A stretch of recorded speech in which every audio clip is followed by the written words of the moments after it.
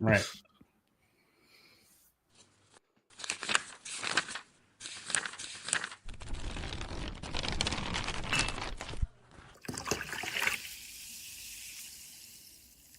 Hello, fermented folks. We have P. Jelly Clark. All Makatsu. We have Travis Baldry. Today we have a really special guest, Leopoldo Gav. Are you reeling it in and defending clowns? I am. Earth doesn't even exist in Battlestar Galactica. This show gave me heartburn. I was like, I loves it, I hate it. It's called All Fluff. Oh! If you didn't know how I actually feel about The Mandalorian, Don't worry, this is it right here.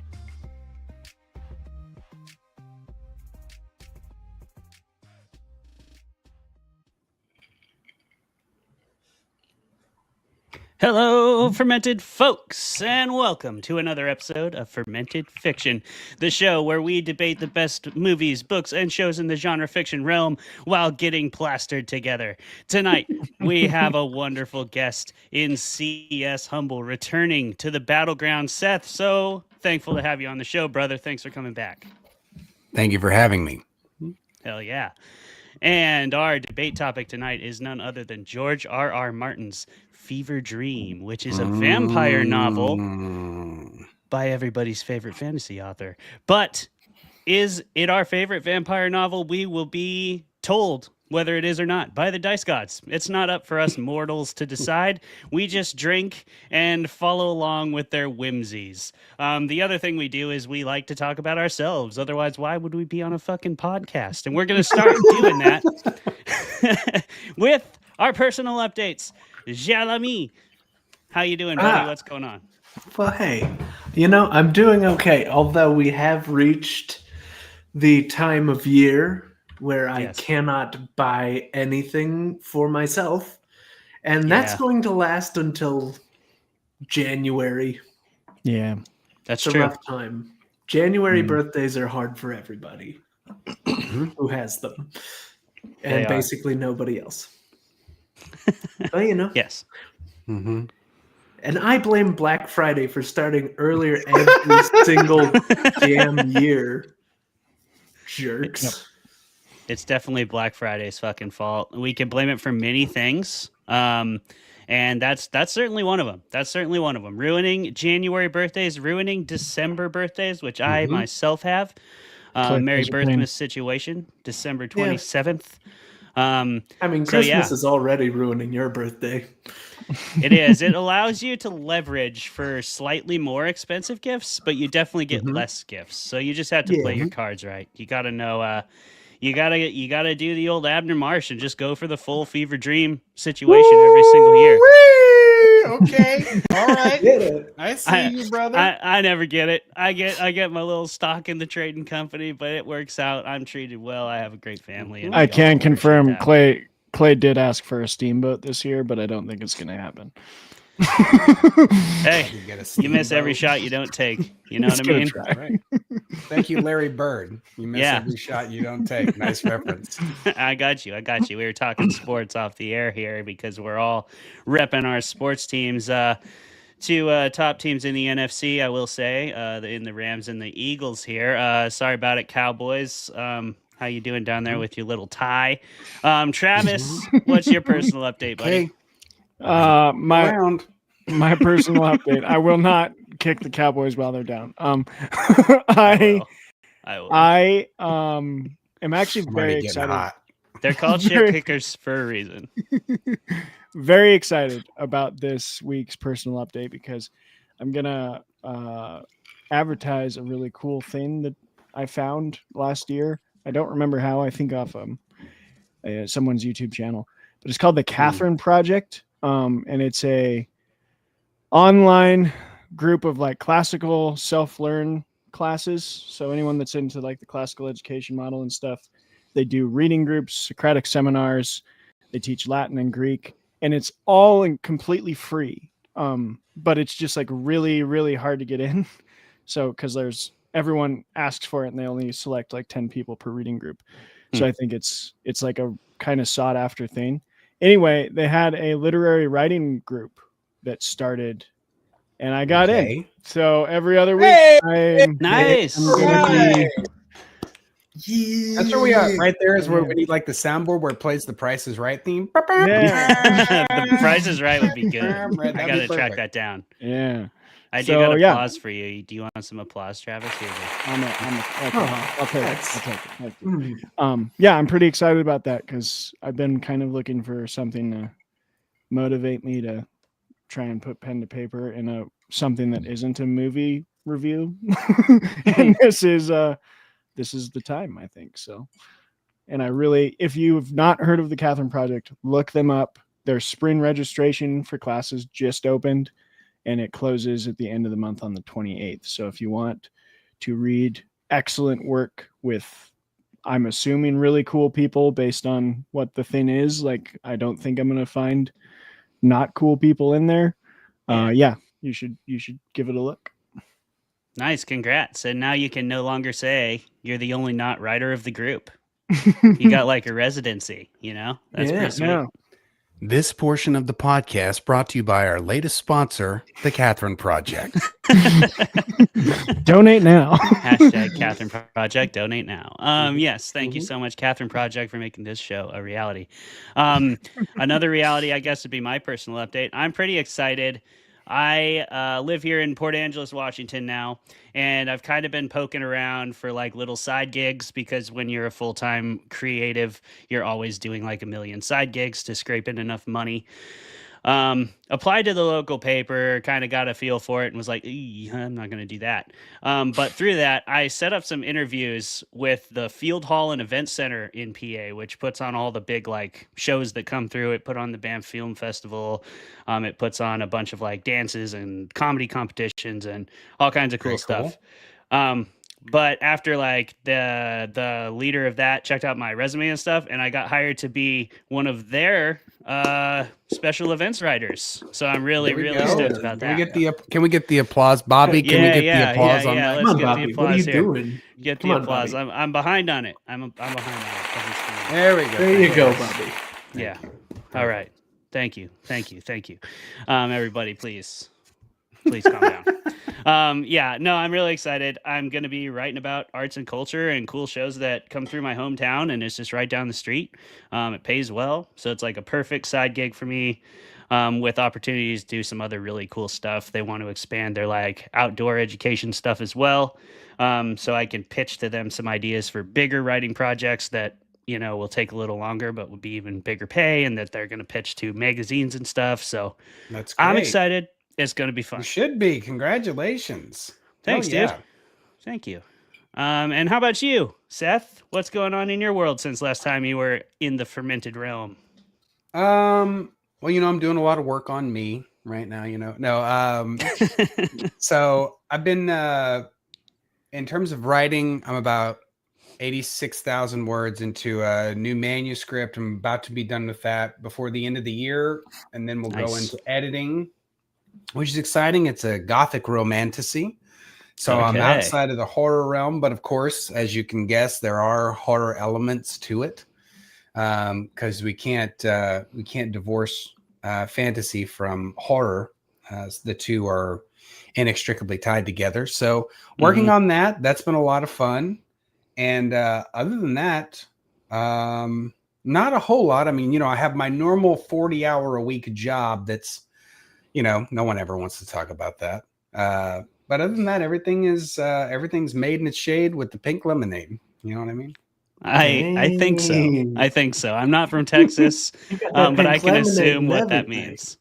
Mm-hmm. What if I might ask, and if you don't want to talk about it, then just tell us not to, but what is your 40-hour-a-week job? Do you like your 40-hour-a-week job? I know we're not allowed to like those, but I think some people actually do. I think I'm in a really fortunate position at the company. I work at a marketing company where I'm the primary search engine optimization expert. So if you want to show up on the top of the Google SERP, that's me. Okay. I'm helping you, I'm helping you with like things like your technical issues, your on-page content, your 404s, your redirects, your 303s. I'm the man. Hell yeah. I'm here to help you. I'm in the zone, baby. If you want to talk about Google and how to win for SEO and AEO, which is of course, AI search for LLMs, I'm the guy to help you get on those pages to help you win. I mean, fermented fiction probably needs a fair amount of help with that. Right. To be completely honest. But that's another conversation and a far less interesting one for those of you watching in the chat. Shout out to John. Shout out to Colin. Thank you guys for being here tonight. I do want to say, Clay, I think our marketing strategy thus far has just been like, try and get cool people to like us. Yep. Hey, that's the start. That's the start. Let me also give a shout out to that's John Big Things McMahon, who's joining us in the viewer channel. So appreciate him being here. And Colin, thank you for being here. You sweetheart, you. This is the John I met at WorldCon, correct? No, that's a different John. This is a completely different John. Oh, okay. Yeah. He looked like a guy who might have went by Big Things. It wouldn't have surprised me entirely, but he's a hell of a guy. John from WorldCon, I hope you see this, and just know that you deserve the moniker Big Things as well. John McMahon, that is in fact here. Thanks for being here, dog. We hope we'll entertain you. We're gonna try to do that, and we're gonna start right now because we're gonna get into our debate segment. Now, today we're talking about Fevre Dream. If you don't know what Fevre Dream is, it is a novel from 1982, predates A Song of Ice and Fire. That is the Game of Thrones series, for those of you who may only know the show. The actual name for that series is A Song of Ice and Fire. This predates it by a couple decades, and it is a vampire novel set in the South during the Abolition era, and it is all about steamboats and vampires. Our main character is Abner Marsh, who is a steamboat captain. He meets a man named Joshua York, who offers him a very fortuitous business opportunity. And all it takes is an extremely shady partnership, and Abner Marsh can have everything of his dreams. All he has to do is ask absolutely no questions and not be creeped out when Abner Marsh is in fact, or when Joshua York is in fact a total creep. So yeah. Then vampires happen, and you'll have to read the book or just keep listening to this show where we spoil everything to find out the rest of the story. Tonight, representing Fermented Fiction is my ass, and representing our opponents, which is every other person in the literary realm, is C.S. Humble. C.S., do you have your dice on hand? Are you ready to roll? I've got my digital die roller. All right. To Google. I got y'all rolling now. That might be rigged. This guy being an SEO. Man, I can't look at the die roller. All the big numbers, man. I don't know. But I will say I did just roll an 18. Did you nat 20? Yeah. No bullshit. It's right here. Unbelievable. Damn. All right. I haven't rolled a nat 20 all season. I don't know when I last rolled a nat 20. I think it was like 2 or 3 seasons ago. It's been biding its time, perhaps. Unbelievable. Waiting for this moment. I am so happy right now. That was a fantastic roll, Seth. We love an 18, but 20 beats 18. So, you know what? That means you're put in the seat of attacking the hell out of Fevre Dream. You think this is a piece of garbage novel. And Clayton, you got to praise it to the ends of the earth. No problem. You know, your boy George R.R. Martin, you're repping his corner over there. I have your 10-minute timer. We are, of course, going to start with our positives. Are both of you ready for a clean debate that also might be dirty? All right. That is correct. I will fight dirty in this debate. Samesies. Clayton, coming in with you. Remember, the 10 minutes is to share, so no one has to take the whole podium's time. In 3, 2, 1, begin. All right, so first and foremost, this is a George R.R. Martin story, which means the prose is immaculate and illustrative. We have an in-depth, deep world dive that happens primarily through character development and dialogue, something that George Martin just has one of the best grasps of in modern literature. His particularly what stood out to me was his grasp of the industry, like the in-industry vernacular around steamboating, around captaining a steamboat, around knowing how steamboats are built, around the way they navigate through the river. I didn't highlight a specific quote or anything, but I'm sure you did, Seth, so we'll get to that later. But there's some beautiful passages in here where he is using the actual terminology that I feel a steamboat captain would have used. And I think to poke holes in it, you would have to be very into steamboats yourself. For anybody this is their intro to steamboats, it's got sort of a Moby Dick effect where it's like, not only was I profoundly entertained, but also I learned a fuck ton about the subject matter of this book. And I knew this was a vampire book. I did not know I was going to come out of this book being like, steamboats kick ass.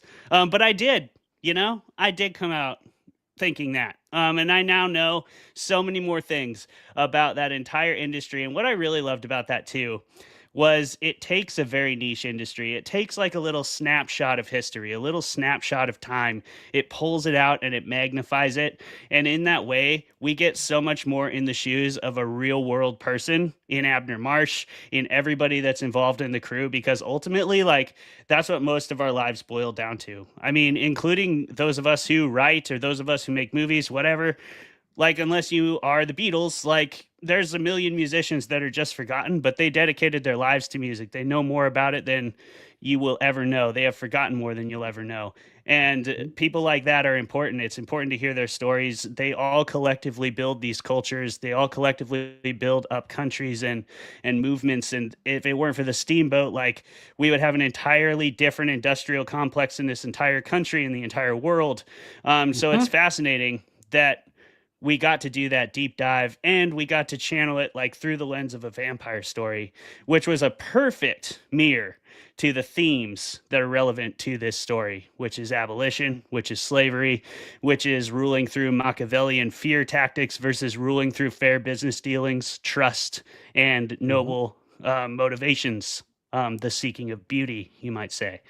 So there's lots of really good stuff in this. I could get into more of it, but I'll give Seth a little bit of time to pretend he doesn't like this book.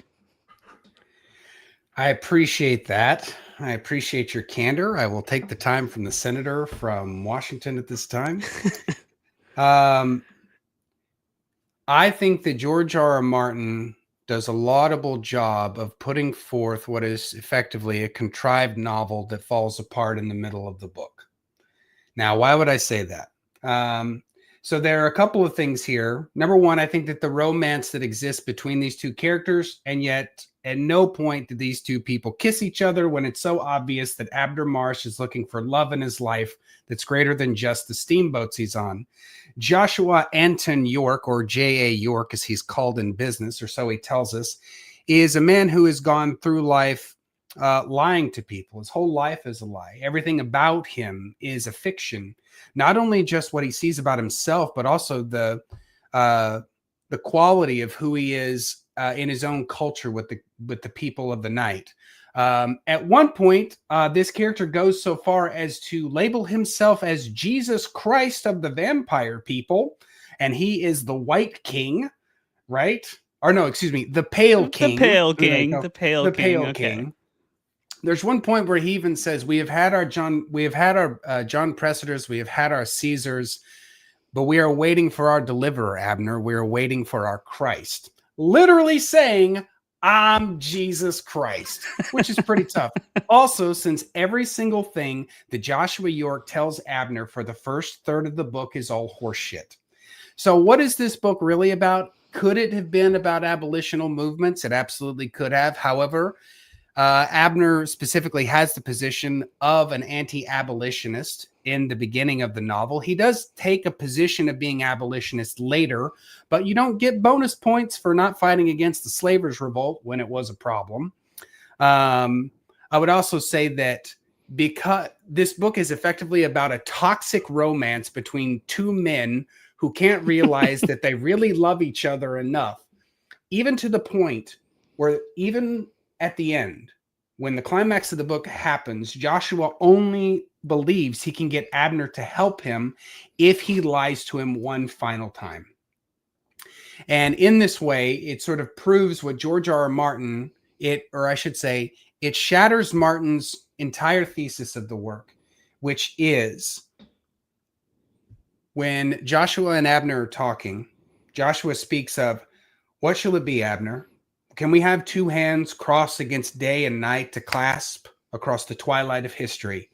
Shall we have blood and be enemies, or shall we be friends and have wine? And that's a crock of shit for the rest of the book. And Joshua does not, it does not turn out that Joshua is who he hopes to be, because and this is Martin's point, is that there never was going to be a messianic figure either for humans or for the vampire race that he created. And so he sort of tears apart his whole point by the end of the book. And I laud George's, because this is Martin's first novel that did very, very well. And I'm not quite sure how, seeing how he duped everybody in the book, including himself, destroying every inch of romance that he builds through the book, while also having a massive erection for steamboats the whole time. He did have just a throbbing, just absolutely bricked up for steamboats. Aching erection for steamboats. Absolutely. Oh yeah, something not even Valerie could help him with, obviously. But that is correct. That's because he stood strong. Your boy Abner Marsh stood strong, and I think that something else that stands strong in this book is the quality of the characters remains throughout the entire novel. Like, you say that it's all predicated on a lie, but it's not. It's actually predicated on the first initial and truest truth that Joshua York shares with Abner Marsh, which is that I have really important business that I'm about, and if you ask me about it, I will lie to you. I just have to, because you won't believe me. And he's totally right. I have to interject here, and I must say that is the initial position, and then he projects to Abner that he's going to tell him the truth, and then gives him some bullshit story about, I'm actually a vampire hunter. And Abner's like, yeah, that sounds totally right. And not only that, he lies to him 3 more times in the novel, effectively Judasing his way all throughout the entire book. He's not lying at that point, though. He's just telling a selective truth. He is hunting vampires. Lying. No, he's not. He says that he is hunting. They are his enemies. They are. That's not. No, they're not. He's trying to be their Jesus. He's not trying to kill them. If anything, he's trying to dominate them with his special fancy drink that he's made from a concoction of things that he learned in providential France, all of these years ago, right? So he's got some highfalutin ideas about what it means, but ultimately, maybe they as beings aren't his enemy, but the way they are going about their business, the way they are treating mankind, the way they are treating their own kind, that is Joshua York's enemy. He is in a war against ideals, not a war against beings. That is the hard thing about his position. And he's probably already tried throughout his centuries of existence to tell somebody, to confide in people. And that has never worked out well for him, as we see when he tells us those parts of his story. Right, but therein lies the falling apart of the crux of the novel, when Joshua is dominated by a stronger vampire and then proceeds to do the will, be subjugated by that vampire, breaking apart the whole notion of who Joshua York is.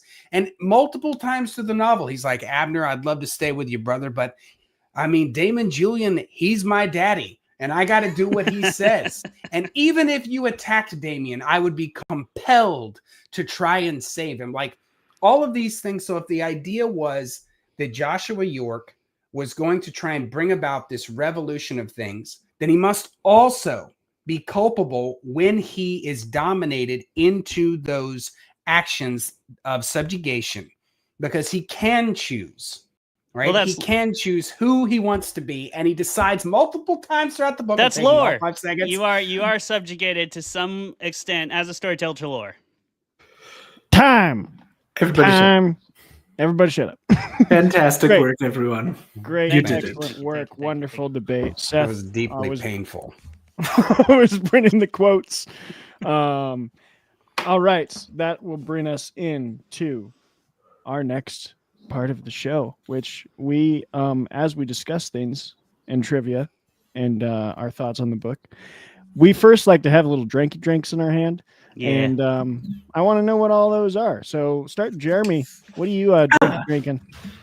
Well, and are you on a steamboat? I am not currently on a steamboat, but with one or two more of these, I will certainly think that I might be. So what I've got here, I've got this Old Forester 1920. Ooh, I love Old Forester. Tremendous. So good, right? Nice. But I've also got this Fever Tree tonic and some bitters. And that's just a holiday themed, chocolatey, wonderful thing in a glass with ice, Nice. baby. I am drinking cask strength makers, which I usually don't like makers, but the cask strength is actually not too It's bad. really good. Yeah, it's very oaky. My wife bought it for making whiskey cherries, and then the cherries went bad, so I lucked out. So she didn't put the cherries in the whiskey, and I get to drink the whiskey. Clay, what are you having? Victory. I am smoking weed like usual and drinking a little bit of beer. I don't have an on theme one because what we did was we went to a local bottle shop and they had like these plastic bags. They were like $12 and you got like 6 beers in there. So they were just stuff they're trying to rotate out. So they're just surprise bags. I got this delightful little number, which just has some crazy ass Alice in Wonderland Easter Bunny shit happening. And it is called Tea Parties and Croquet I feel like Games. it's kind of on theme. I feel like, Yeah, you know, tea parties. those vampires are having tea parties. The tea's blood, but you know. When you were putting it up, I was like, one pill makes you larger and one pill makes you small. That's what was going on in my head, right? Nice. Excellent. Perfect. I hope that's what will sing to me from within as I drink this beer. Is that But- one of your karaoke songs, Seth? No, actually, my big karaoke song is The Final Countdown. That's the big one I do. That's great. Oh, you're one of those Isn't that people fun? who picks that, and then people are like, "Okay, guy," and then you can actually do it. And then And then you actually do it, and they're like, "Oh shit!" Right? And then everybody has a good time. You get people clapping. It's a great Oh, it's time. the best. Jeremy's yeah. one of those guys too. He'll pick like some crazy. Yeah, if Crazy shit. anyone has Joker and the Thief, Yeah, I'm that's what it going is. to do it. Mm-hmm. Joker and the just Thief don't- is so sick too. I just always do should have been a cowboy because I just go all Brooks and Dunn, of course. Hell yeah! That's nice. Throw a little Nice country work. twang in your voice, Mhm. and you can Yep. sing anything. Yeah. dance around. I was singing some country at karaoke last year at Cascade Riders, and Arlie Sorg totally called me out for it. he's like, "You got pretty country up there." We can bring it out at will. That's fair. Yeah, That's you're a fair. country boy. Yeah, it's in there. It's in there somewhere. It's in there somewhere. But Montanans do not have Southern accents. No. We just They do don't. not. Some of them Sound- do. Cutbankians sound more like Canadians than we do Southern people. We have a little Canadian in us. But Seth, Oh sure. what are you drinking? This segment brought to you by the people of Montana And Canada. Like and subscribe. and Canada. So tonight I'm having Maker's Mark 46, which is barreled in French oak barrels. So Okay. Nice. it's delicious. No bitters, only a little bit of ice. All right. The same. I got the big cube, as they call it. at Mhm. The bars. big cube. I didn't have a love big a cube. big Typically, cube. I'll do a big cube because it melts slower, right? But keeps it nice and cool, doesn't water it. Mhm. But It's very nice. we work with what we have. That's Yeah. fair. We do. Speaking of that, All right. fun facts for Fever Dream. It's always harder to find them for books. Were you It guys is, able man. to dig anything up? I don't have any that jumped out on me because again, you're right. It's always hard to find it. Other than, I mean, in the debate, Seth stole my favorite one, which is like, this is crazily one of George R. R. Martin's first books, like Yeah. his first It's big his, success, it's his first novel. He takes the Yeah. he takes the big swing here. Mhm. which is Yeah. insane. Like, because It is insane. I did not. I mean, I read this a while ago, but I remember it because it stuck with me because I'm a big fan. You're not gonna be surprised by that. And yeah, I was just like, first novel, really? This is okay, fine. I guess you were just always gonna be great. This novel put him on the map. His second novel sent him to the poorhouse when he did the Armageddon rag, and nobody bought it. He said when Martin talks about it, he says he went from getting I think it was 5-figure advances, probably in the $50,000 range, to all of a sudden now they were 4-figure advances. And so that's what sent him to Hollywood, where he was a television writer on the new Twilight Zone revamp when they did that. But most famously, he did Beauty and the Beast, starring, I think it was Linda Hamilton and Ron Perlman as the Beast. It was a television show. Ron Perlman was the Beast. Ron Perlman was the Beast. Yeah. Oh my God. But they had a bunch of rules. So that they would write in the script that the Beast tears someone apart because he's the Beast. But they're you can't really have him rip someone apart. So they would just show him jumping at someone and knocking them out. And George was like, that's bullshit. Right. So then he goes from that, and then he's doing script work, and then he starts working on the revamp of the Twilight Zone, which I think came out in the 90s, late 80s, early 90s. I think he may have also worked on the Twilight Zone film. And then I think A Song of Ice and Fire, A Game of Thrones came out in 1991, 1992, something like that. And that's what started to push him as one of the big fantasists. But it wasn't until after the second book came out that his career started taking off again as a writer, where I think he was able to leave Hollywood. Interestingly enough about this, Fevre Dream is the one book that he wants the most to be put onto film. And he's so hardcore about it. He's already written the screenplay, and there's 2 rules that if anyone's going to do it, they have to use his screenplay and they cannot hire another writer to do a treatment on it. And Disney had bought the rights for it. That fell through. And then he met with Guillermo del Toro to try and get him to do it. But now he's met with 3 other directors, 2 of which he goes, they're very, very good. They would be amazing. And then he goes, the third one would be pretty good too. And you're like, that third guy's like, what the fuck? Right. And Martin fell in love with steamboats after a trip to Dubuque, Iowa. Where they used to make a lot of the steamboat materials, and there's a big historical museum about steamboats there, because I think that runs up by the way of the Missouri. But that's where Dubuque is mentioned in the novel, briefly, I think. And then, but that's where Martin fell in love with it. And inside of Martin's house, he has I think it's like a 1/20th replica of the Fevre Dream that someone built for him. No, that's and awesome. It's just in this glass case. So if you look at the pictures that they have of his house, you can see it, and it's that's awesome. Super cool. I mean, those are all the little snippets I know about it, except for the excerpts from the book. I mean, that's more than I could have dug up. My favorite fun fact about Martin is that he still writes on WordStar that runs on Microsoft DOS, which is one of its earliest operating. Hey, if it works, it works. Yeah, I love that. Yeah, he's got all his templates with it. In front of the brick, and the computer's trying to kill itself, and he just keeps reviving it. He won't let it happen. Thank you, Seth. That's some amazing information. And now we're gonna. I don't have any other facts. Do you, Jeremy? Oh, I have one more fun Travis fact. does. Okay. Ray Knowles is also watching, and Yes, Ray I think she wanted us to know. Wow. So shout out. Hey, this to is Ray. fun. This is fun. Ray, actually, this was a Christmas gift from Ray. This is a whiskey glass it's Moby Dick inspired, and it's got the first opening chapter, or not the opening chapter, the first opening paragraph inscribed on it. So thank you to Ray for that whiskey glass.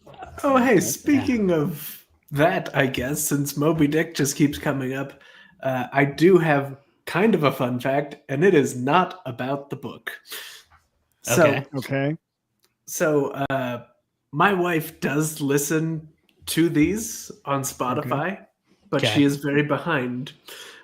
She just listened to an episode where we all did talk about Moby Dick briefly, We all said you could skip it, and then Colin called us unwashed barnacles. I doubt I can't even fucking believe you people said that on this podcast. Jeremy, in my defense, I will lose it right now. Steph, I doubt I said that. You probably didn't. Me and Clay definitely did. Skip Moby Dick. In my defense, I did. Yeah. I did Fucking skip it. go I for have it, not bud. read it, and There's I'm a lot of probably books out not there. going to. Like it's the fucking episode of the season 2, The West Wing, that you don't like because there's not enough Bartlett in it. Yes. Exactly like that. You should skip that as well. Skip it so fast. I fucking Look, the only way I could skip it harder is if a teacher, while I was at school, told me to read it, and then it's just game over. Okay, but that makes sense. We're supposed to be talking about Fever. If you think I won't turn this into a Moby Dick podcast right now, you are all mistaken. I will hijack this plane, Mr. President. I don't think that at all, and please don't hijack the plane. All right. Would you or would you not skip Fevre Dream? No. Why not? Perfect. Tell us why. Hey. Fevre Dream is Fevre Dream is, in my estimation, it's Martin's singular work. I genuinely think that it's Martin's best book because it exists as like, in a way, you can see Martin building so many of the different things that he's going to put into A Song of Ice and Fire. Pale-skinned royalty types, some of them with violet eyes that we see that he becomes so enamored with when he's talking about the Targaryens. And in the same way, there's also the aspect of the dream. The Song of Ice and Fire comes from a dream that the Targaryens had. And in a way, it mirrors Joshua York's dream of how he wants to be able to have the people of the day, who are also called the cattle, that's us, that's humanity, and the people of the night, this sort of biologically vampiric people who are older than humanity. But the book itself, the richness of the prose, the realness of the characters, the transportive effect that Martin uses throughout all of the scenes, and Clay, you mentioned this, all of the scenes that take place on the river truly feel as genuine as if Mark Twain himself was writing them. I learned so much about how to write well from this novel. There are so many tricks that Martin does in this book that writers can learn from. One of them being one of my favorite little ones that he does is when he does a descriptor, he has this really photosynthetic move that he does when he says the coffee was hot, black, thick enough to chew. And the phonesthetic quality of that descriptor, it's one of those little things. Martin does this. He has this really unique knack when he talks about food, right? Or drink that makes you feel hungry, makes you feel thirsty. The character Abner Marsh, in getting into the characters, Abner Marsh is the most real character that George has ever written, because I think it's the most, I wouldn't say biographical character, but I think it's the most personally introspective character. And I think that Martin himself, while writing this, is wishing he could be on this grand adventure on this steamboat.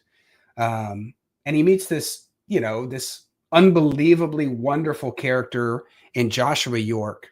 And the way that Martin then uses, and I think this was actually Martin's way of talking about how he wanted to use 2 time skips inside of A Song of Ice and Fire.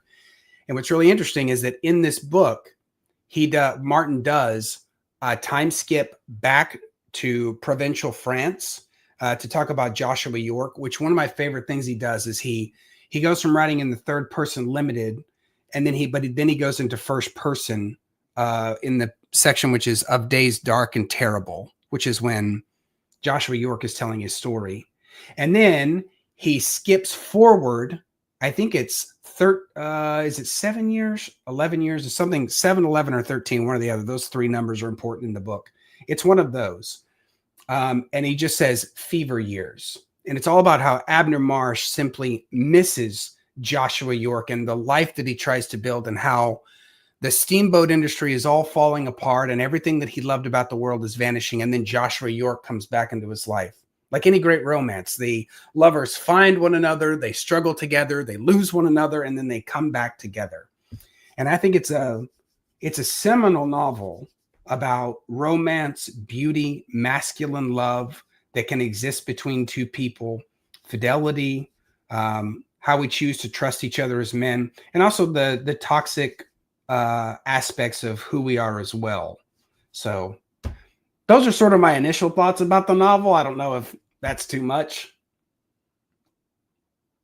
It's fantastic.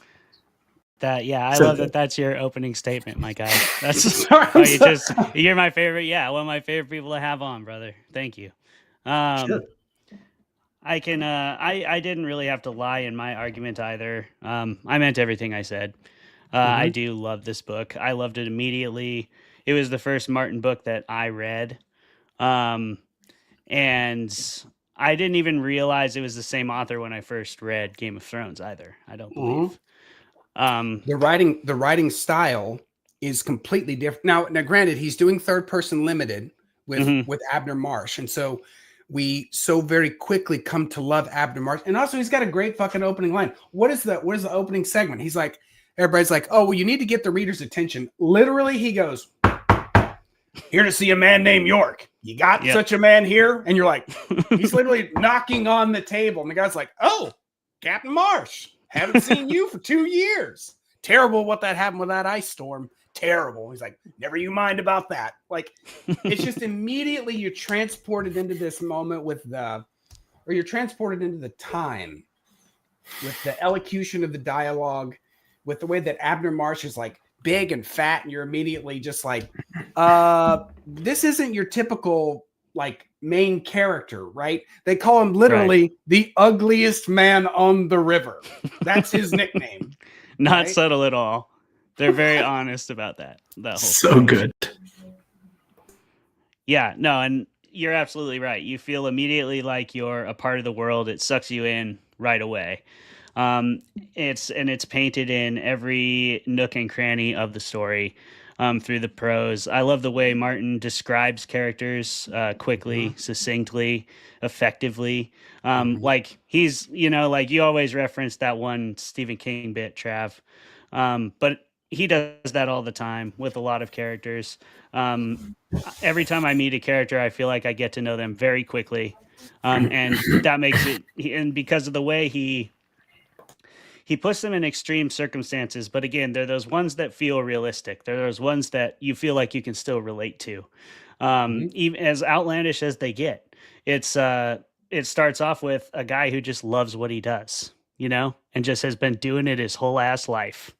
And he knows every single thing about it. He does it automatically. And like you said, Seth, that's not usually our main character. A lot of the time, I feel like our main character is trying to escape their occupation. They're feeling shackled down by something like that. But Abner Marsh is just a riverman through and through, and he's good with that.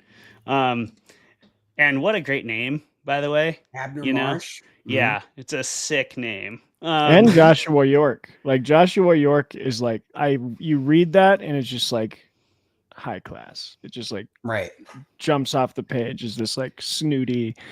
I loved that too, and it's so simple. Yeah. I kind of hate on Joshua York a little bit, but that's just because I have to try to say it a lot of times on this show. I don't know why it's hard for me to say, but it doesn't roll off my tongue very well. But yeah, I mean, Seth already gave a pretty good description of everything I love about it as well. Honestly, that's just what I would add. What did you think, Trav? Oh, sorry. Go ahead, Seth. Oh, please go ahead, Travis. I was a big fan. It's been a while, but I do want to talk about something like personal. Of this book also came at like the perfect time, and that's fun to share those moments when that happens. Of like, it's a book about steamboats in the South, and so it has like that feel of the world. And I think I would have got that regardless, but I was actually working in a gravel pit for my uncle 30 miles outside of Jackson, Tennessee. So just like the thick of the woods, hot as hell. It's like July in Tennessee. And every day I was working in a dump truck with no AC. And I would like drive up to this pile of rocks and wait for myself to be loaded. And while I was waiting, I was picking up my Kindle and reading Fevre Dream. So I just have like both loved the prose of this book and the characters and all of that. And at the same time, I was like, I could feel it. I could feel the heat. I could feel the humidity. And I was going home to this like southern home every night and being like, oh yeah, like vampires would definitely be around here, like for sure. Right. So you were Harry Mike Dunn. That's who you were. Right. You were the roustabout guy. Yep. So that's fun. And I'd love to, maybe after the break, that might be one of my questions if anyone's had, so think on that. Anyone's had one of those experiences where a book actually like connected with a moment of your life that made it feel even more real and made you feel that kind of tangible truth. So yeah, that's everything you guys said. Plus I just read it at the right time, man. And that really hit different.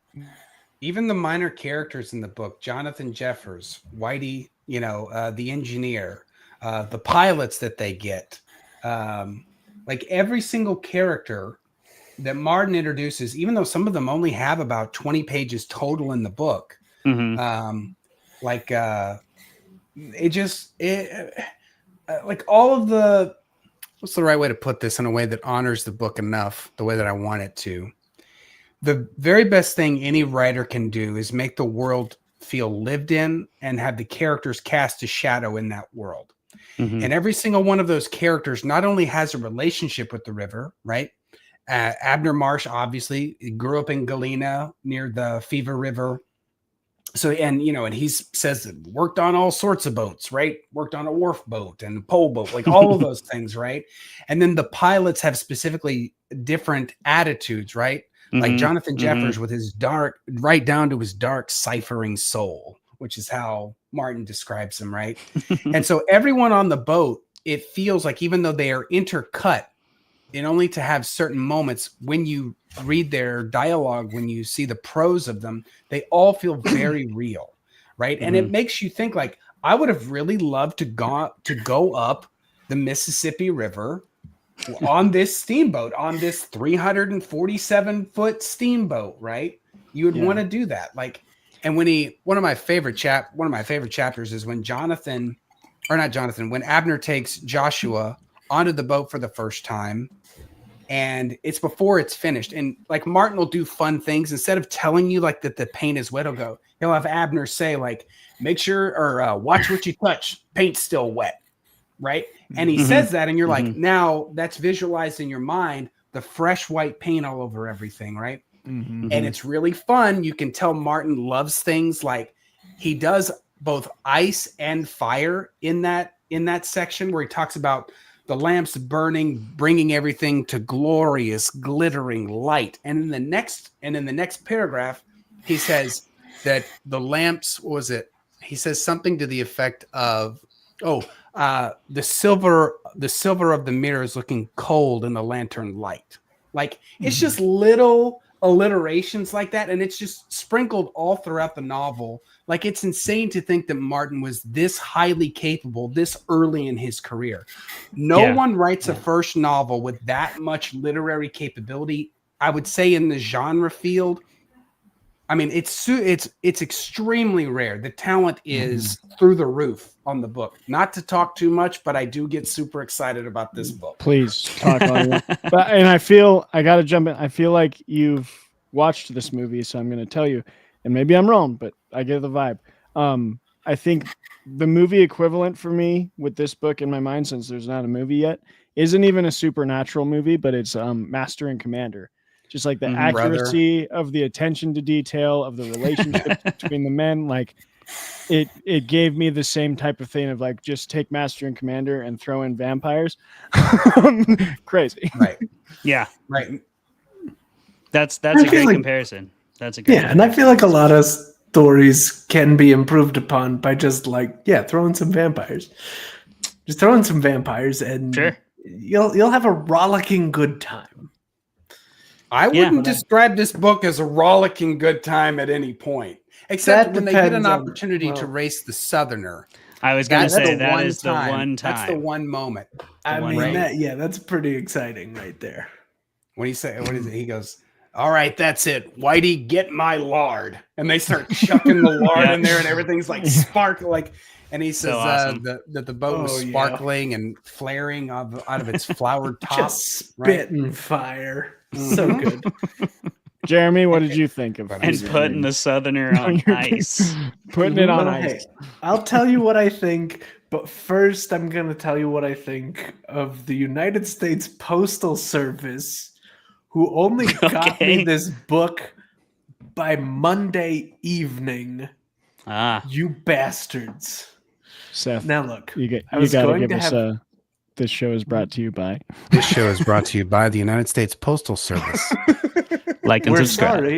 sorry, but you are on my list, United States Postal Service, for getting my book all the way to Billings, Montana, before shipping it to Cheyenne, Wyoming, and then to Colorado, and then back to Montana. That You just sounds crazy dickheads. flying anywhere from this state where it's like, oh, you're going to Denver? We're going to send you to Seattle and Portland first, and then you'll go to Denver. No, it literally said on the tracking information, misship. Like, oh, whoops. No. We did this. But you read it. I am in the middle of chapter 6. Copy. Is where I am. So chapter 6, that's the Julian plantation right now. So First trip to the plantation. No, first trip to the maybe. plantation is chapter 3. Second the one is last thing chapter that sticks 6. out to me is Racing the Southerner, and now there's some questionable things going on with slaves on a boat, and it's fine. Well, yeah, congratulations, but what I bud. will say, you've just finished the happiest part of the book. Great. What I will say is that this is a very engrossing thing, and it's like it's incredible to see that like George R.R. Martin does this thing where he'll describe something in a way that makes you go, "Oh my god, we get it," and then he keeps going until you actually get it, and you're like, "Oh, oh." That may be a unique perspective, as I have never felt that way reading this book. But maybe my perspective is unique. No less than 5 times so far. And I'm like, oh, hello. And I mean, yeah, I enjoy that the book never tries to hide that these are Draculas. Like, we all know. Sure. The only people who don't seem to know are the people in the story, which is okay. Okay. I get it, but really? Okay. I don't know what that means. I'm sorry. Look, I don't know what that means. In a story and you're presented with things that are literally impossible, but they are real. I get not going immediately to guess that, like, hey, this guy, he doesn't go out in the sunlight, and he drinks this thing that tastes like rotten something or other, but also booze, like, and he's like otherworldly. He couldn't be a Dracula because those things aren't real. But like, I hear you. Yeah, like I get why captain of a steamboat going up the Mississippi doesn't immediately think vampires, but like, come on. Well, and that is Martin's contention, is that he tells Abner, he says, Abner, don't be a fool. Vampires aren't real, right? So, and that's why, if you were going up the steamboat in the 1850s and somebody was like, hey, you think those guys are vampires? You'd be like, what? Vampires aren't real, brother. And then Joshua has specific instances where he talks about his certain predilections toward, like, he has an allergy to sunlight, that he keeps weird hours, that he's eccentric, like all these things. And then when he drinks the, what is it? How is it? Joshua describes it. He goes, it's a little bit of liqueur, a little bit of brandy, little bit of something else, tasting like none of them. Doesn't taste like any. Mm-hmm. Yeah. Right. Tasting like none of them, which again, that's George R. R. Martin used that cool trick that he does where he'll give you, he'll go verb, comma, and then he'll hit you with a modifier that's like typically 3 syllables long. And it always falls. It's just, it just feels perfect to the reader's eye. Like it's very comfortable. So good. It's just like, yeah, give me more of these words. I just kind of want to chew on them. Oof. On a much less pretentious level, there's definitely a part of me that was very guiltily like hoping there was like a Twilight scene where Joshua was like, "You know what I am. Say it." What's the matter with you people? I didn't Look, actually. I'm didn't just a actually. little disappointed it's that kind they of never make out. They don't even do it a little bit. You're a No, vampire. that's the thing. Like this is one of my favorite things about the novel, is that it does the same. It is attempting to do what Tolkien does very effectively, which is to talk about fellowship, brotherly fidelity, fraternity. Mm-hmm. Right now, it also deals with some of the quite toxic presentations of that, which is like, if you shake a man's hand, you should be able to take him at his word, and like these ideas of like, there's a huge challenge in the novel is that all the female characters suck in the book, every single one of them.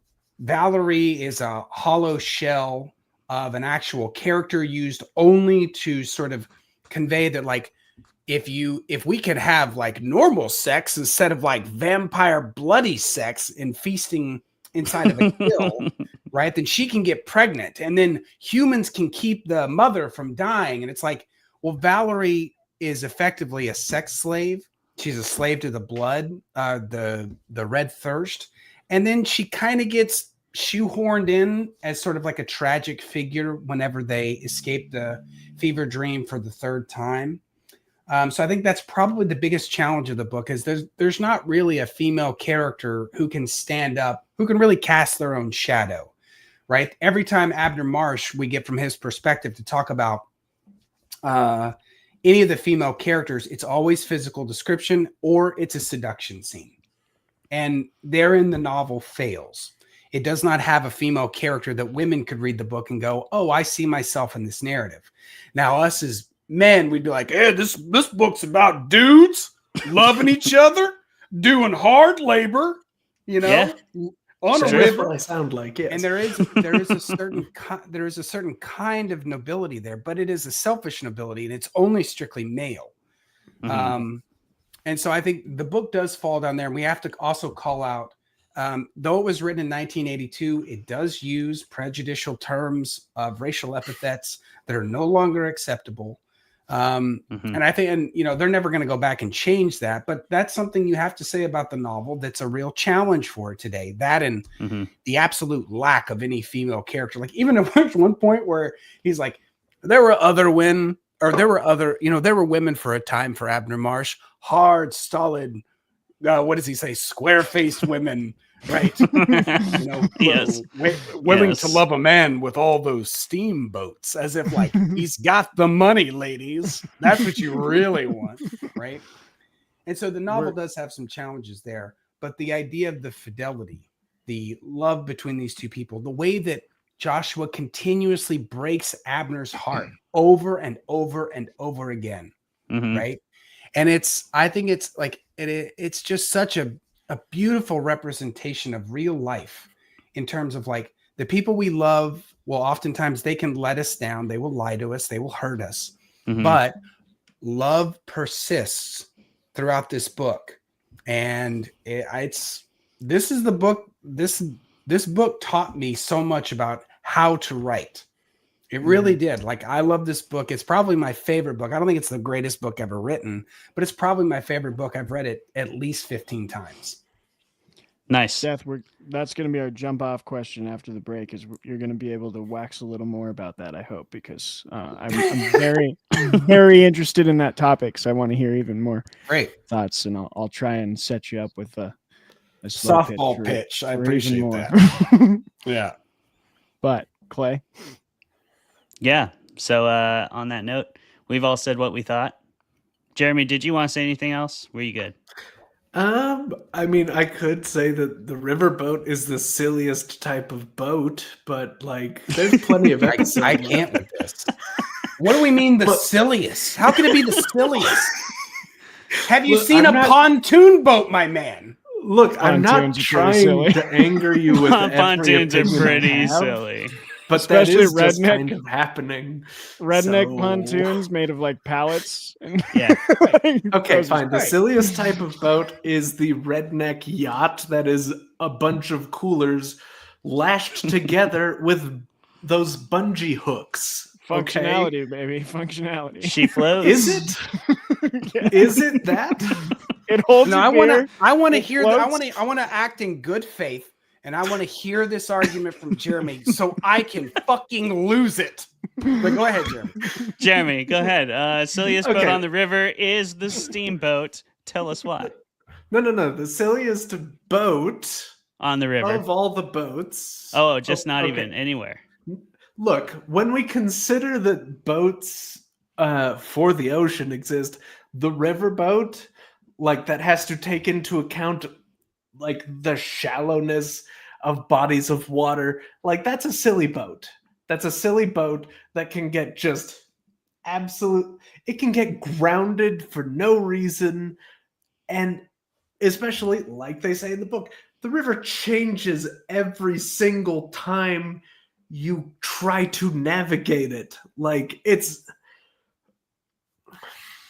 hey guys, I'm glad we stopped doing this and we started using regulated boats for traversing the river and left actual travel to planes and sensible boats. Okay? Damn. That's Shots just fired. Look, maybe I just don't share the big steam-powered stiffy that Marsh and Martin also have. I think, and that's Seth, okay. Seth definitely needs a 5 minute break. Seth might need a 5-minute break. Is he going to turn the hat backwards? So hot right now. He took the coat off. I'm not doing this to you on purpose. I know, but I am still doing it. I don't blame you so much. Thank you. Well, I don't want to say that. I do blame you. Yeah, that's fair. What's the nicest way I can say this? Don't bother. There's a particular type of adventure that lives inside the heart of every person. And there are elements of foregone days where there was a time when the world was not so hurried.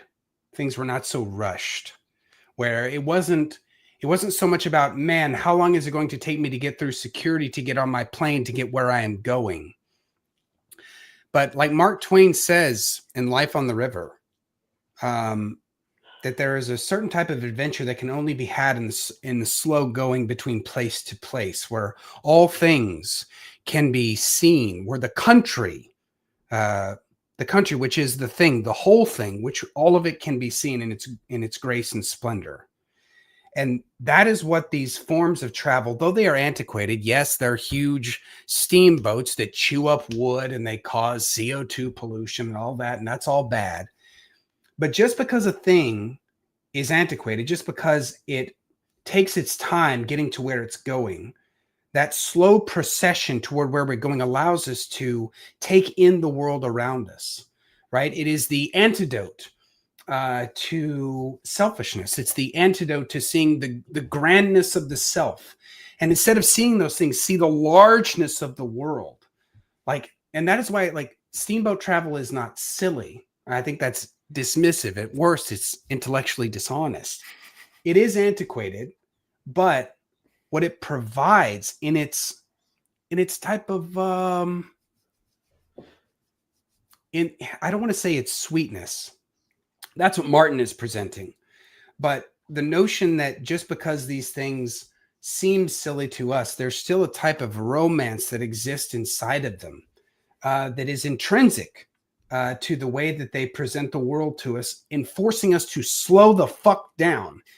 in a world now where everything has to be, I want this now, I need to get where I'm going. But what about the world that surrounds the destination?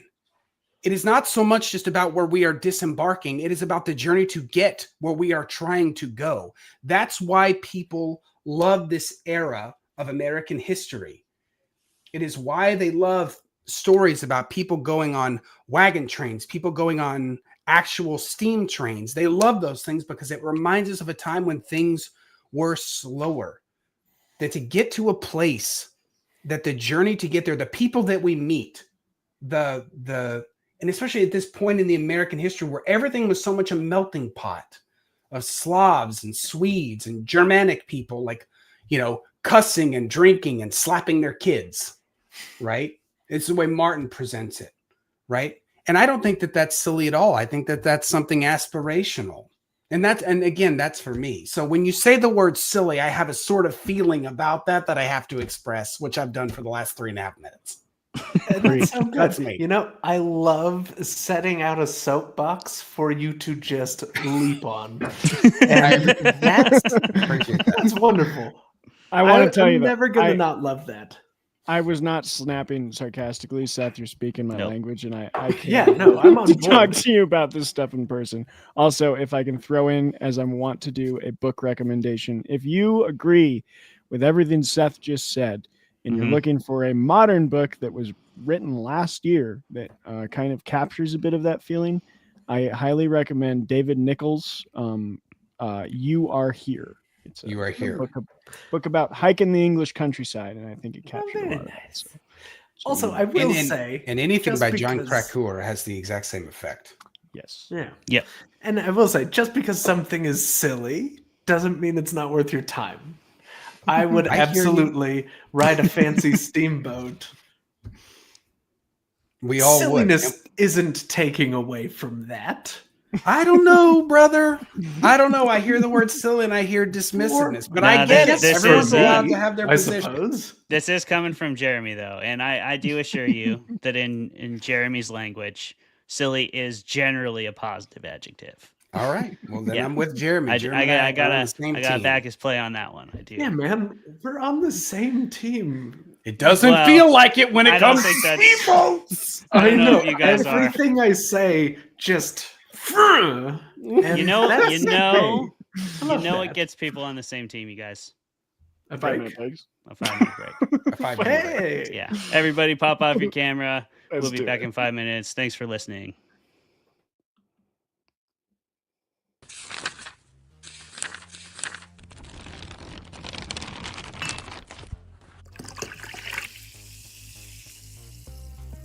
Hello, Fermented folks. Welcome to another episode of Fermented Fiction, the first of our new season, and I believe it's season 4.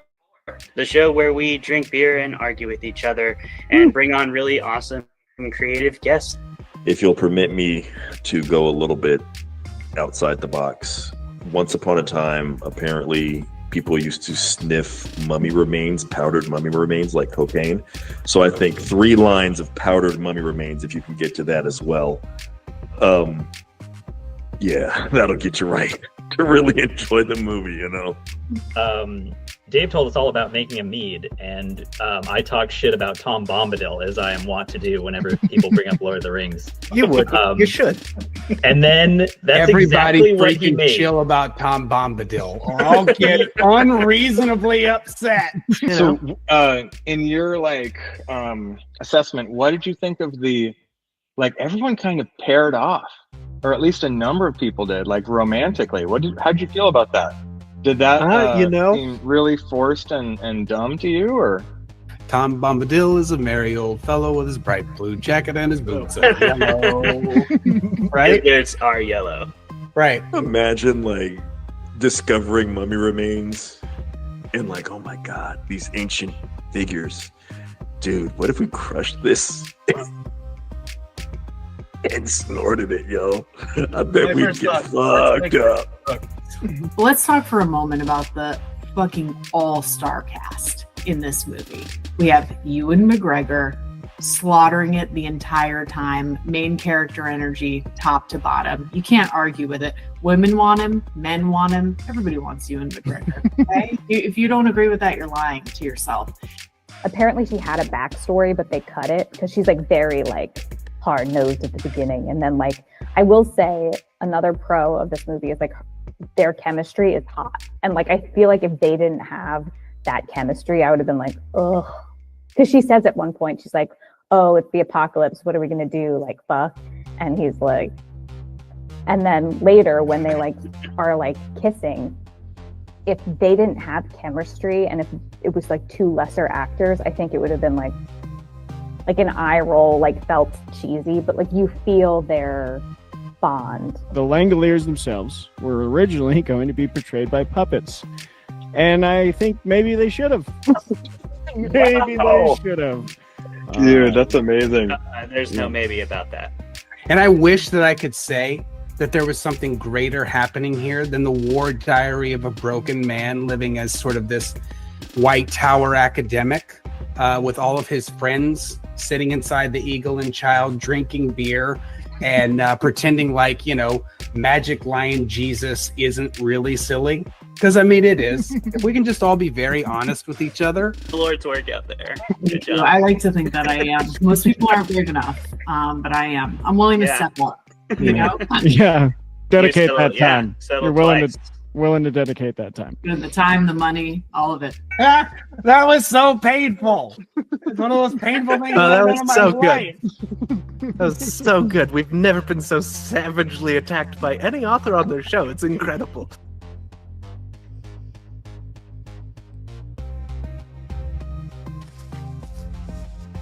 We back. Yeah. Follow What a that great screen, commercial. people. It That's is. so good. Follow that screen, people. Like, comment, and subscribe. Yeah. And you get more of, hopefully, more of Seth giving us a lot of awesome wisdom quotes. Yeah. And Tom Bombadil. Flipping out. I love. If Hey. you will. I don't think he flipped out. I've never been described as a calm man. Well, that's good. Yeah. It means you're surrounded by honest people. That is correct. Right.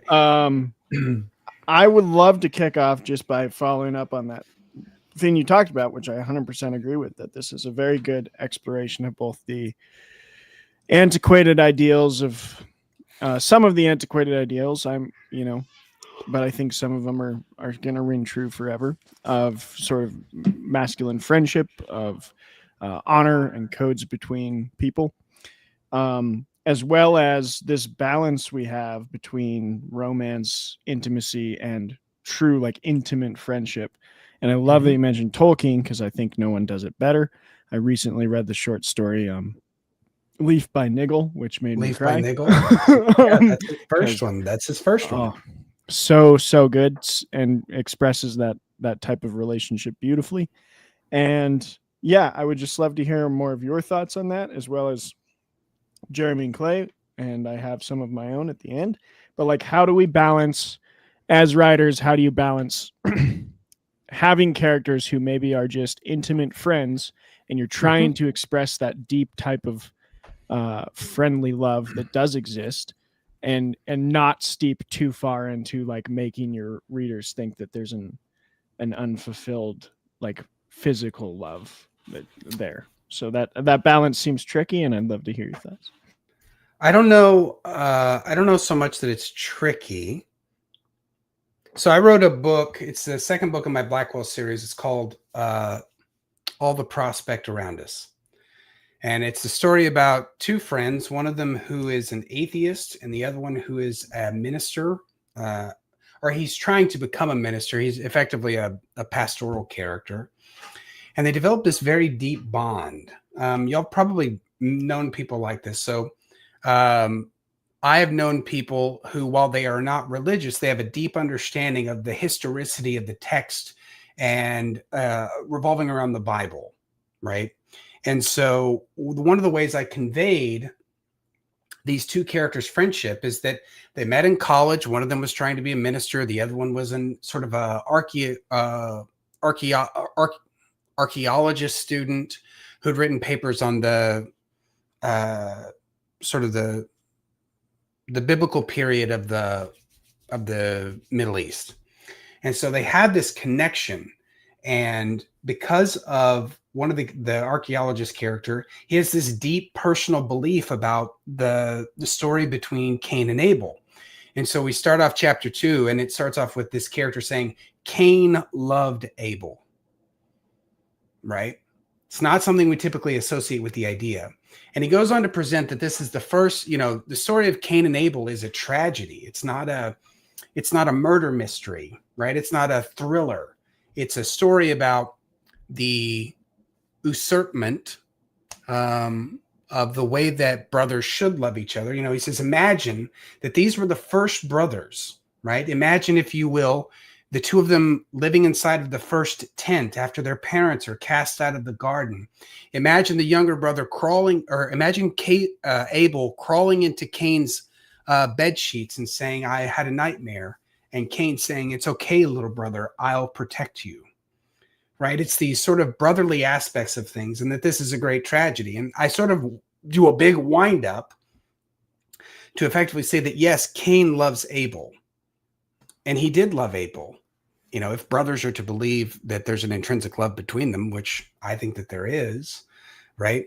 But whatever Cain felt inside of his heart at losing God's favor to Abel, that whatever that was must have been powerful enough to destroy the bond between he and his brother, right? And I think that that's along with Martin's work and that he does in Fevre Dream, and along with J.R.R. Tolkien's work, is that there is a particular kind of relationship that can exist between men that's a different type of depth that can exist with women. It's not to say that it's lesser or that it's not as deep, but there is a particular kind of fellowship, a type of, it's fraternity. That's where the word comes from, the frateros, right? That this bond goes deep, and it's this aching need.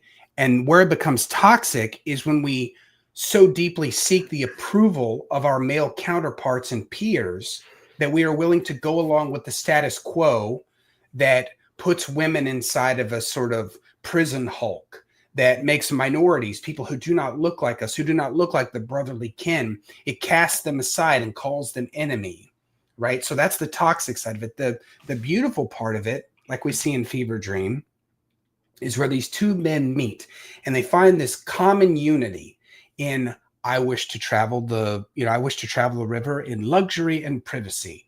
And Abner Marsh tells Joshua, he goes, well, I can give you that. Right? I can show you this world that you're longing to see, right? And these two people, they find a kind of completion in one another in this brotherly affection. And none of that needs to be sexual. Not that it can't be. It certainly can become that if the writer so wishes to take that turn. But what it says is it is a unique thing when a man can meet another man and find a portion of his soul's counterpoint in that other man, right? And so you don't have to make, there can be an intimacy there that exists outside of sort of the sexual scope. That's one of the things Tolkien does extremely well in the bond between Frodo and Sam and Merry and Pippin, right? I think it's oftentimes toxically, we oftentimes frame it as men who have been to war together, men who have been in the foxhole together, and that it can only exist in that sort of Spartan militaristic idea. But what Tolkien does so beautifully is that he expresses this love between these two people as they are both on a journey, willing to suffer for each other.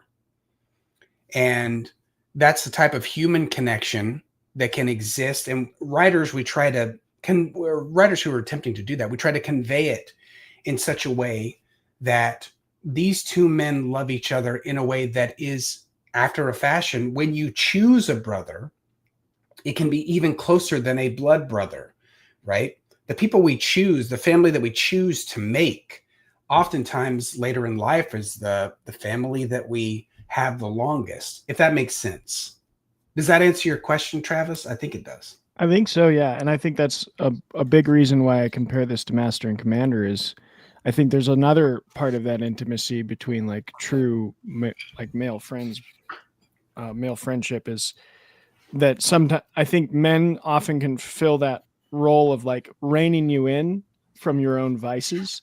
And I think Master and Commander does that really well. Of like Captain, I'm Audrey. so bad with the name. Audrey is like such a sort of stoic general type. He's like a man of action. The mission comes first.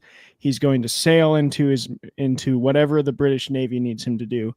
And his counterpart, I'm bad with names, the Doctor. Oh, I lost it. Anyway, his counterpart, the Doctor, Paul Bettany. Paul Bettany. Paul Bettany. Right. Paul Bettany plays the Doctor. Paul Bettany's character is this man of like vision. He's the philosopher. He's the medicine man. He wants to like stop and walk the island and find the things and explore the world in all its minute details.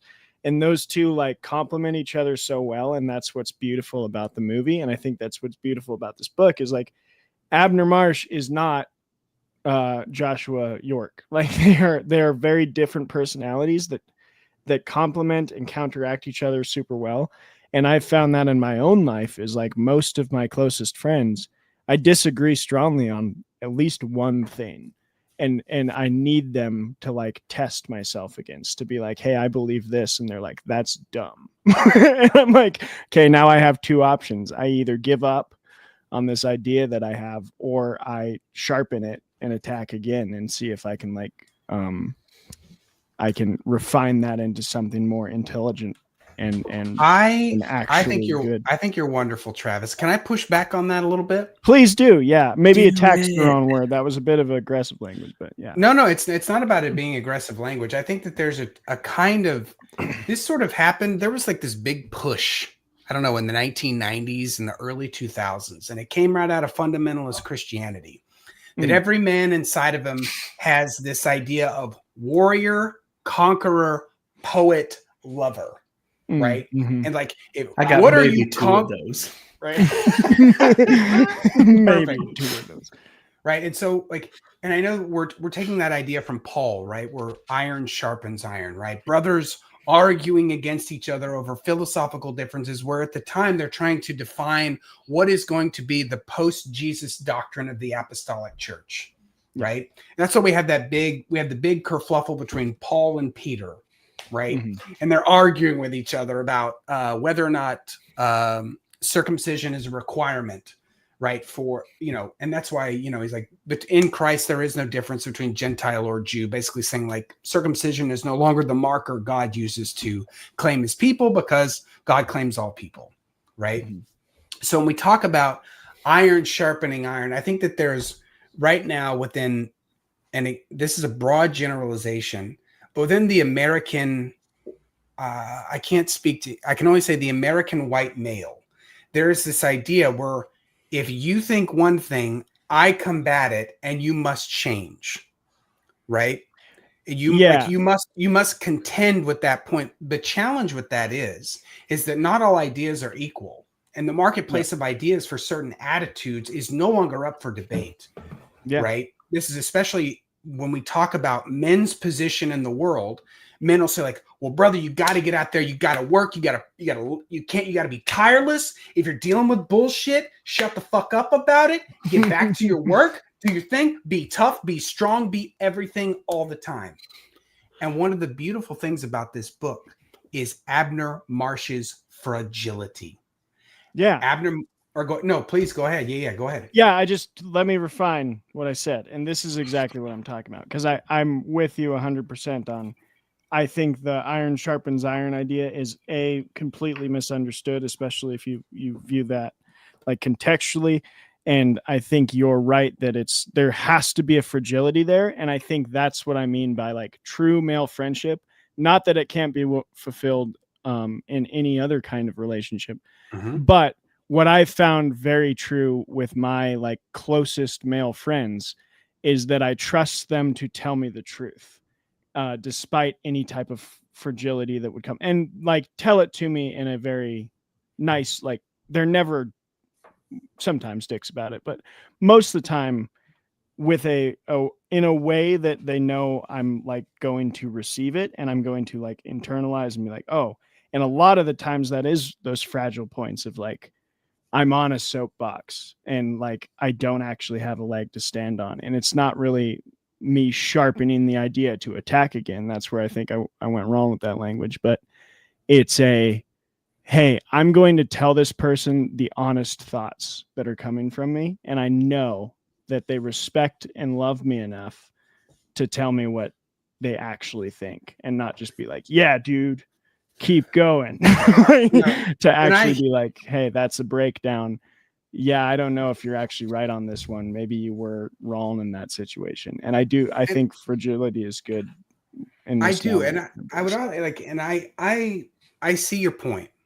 One of the things I would also say is that one of the reasons that this culture position has built up in us is because so many American men, and I hate to say this, they do not see women as equals who can have these equal conflicts and relationships with us.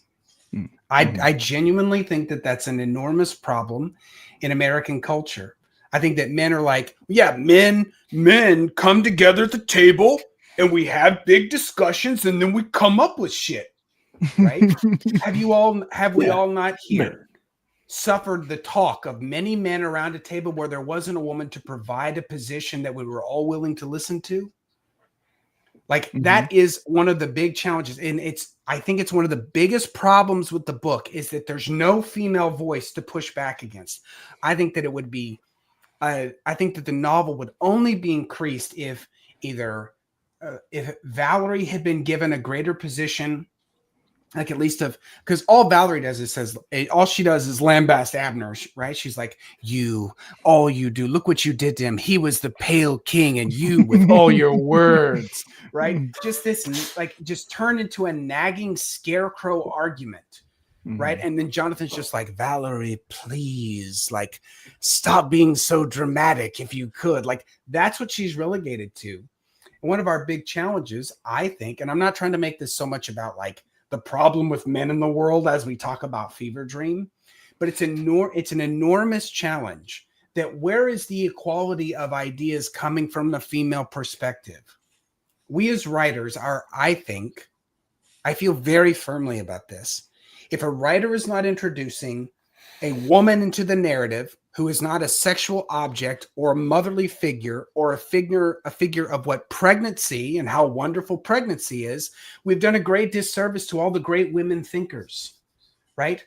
The great philosophical contributions of women, like strong women who came up with ideas and who were shouted down by men going, well, madam, you didn't go to university and you didn't know Greek and Latin like I did, right?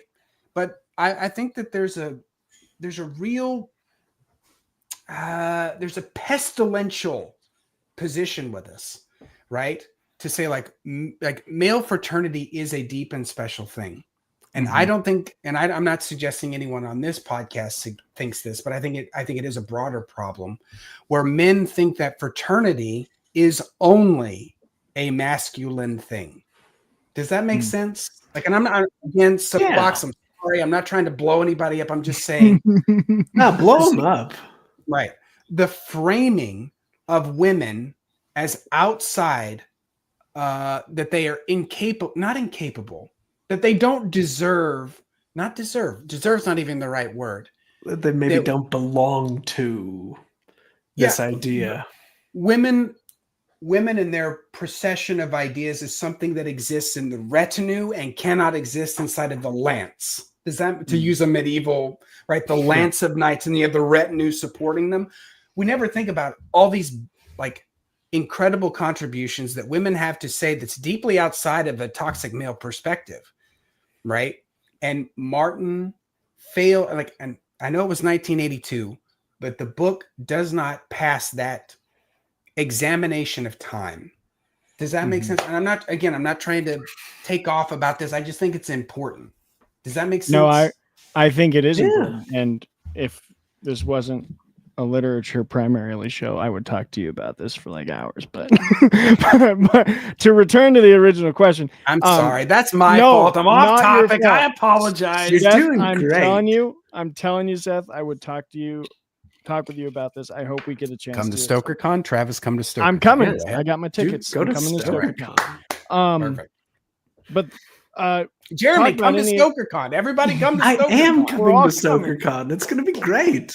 Clay and Jeremy, I want you to any of that you want to comment on, but like, and then kind of tying it back to the original question of like, this is where I think these are hard things to pull off because even Martin did it really well, but he also missed an element that we kind of see is lacking now. But these like male friendships that are intimate that but don't necessarily branch into like a romance or, as we see that word. Where are some examples you see that popping up is very well done? And as a writer, have you tried it? Do you think it's difficult? Well, I mean, and this is one of those things that's just going to happen is like readers will ship anything they can get their grubby, crusty little mitts on. Okay. And the flip side of that is that manly men, toxically manly men, are going to eject people from their idea of masculinity whenever something sort of conflicts with that ultimate manly man thing. So like, yeah, you've got like the Frodo Sam thing, and the only thing you can do with it is just try to be true to the sort of relationship you are intending to portray. Have friends, be friends. It's okay for people to like love and support each other without making out. Most of the friendships I have don't actually end with making out, which is good. I'm married. But that's just, look, you know what happens when two men just get along and support each other?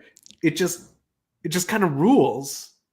And that's nothing to worry okay. about at StokerCon next year, Megan. It's great.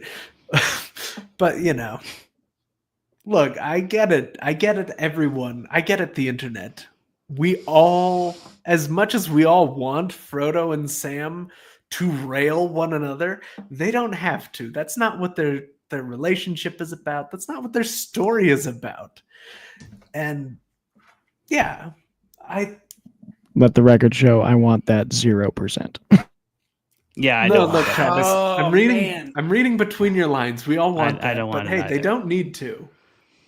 That's the official okay. stance that I'm taking here. We all want that, and they don't need to. I just don't. I honestly, I am a bit of a Grinch in this regard, but I do feel like once romance is introduced to a story, it oftentimes monopolizes everything else. I like that if I know what kind of story I'm getting into. Sometimes it doesn't heighten the experience for me. Sometimes it just tilts the experience into a territory that I didn't necessarily sign up to read. It does depend on the story. Romance does not always heighten my experience. So I will say that's more my reason for not wanting that.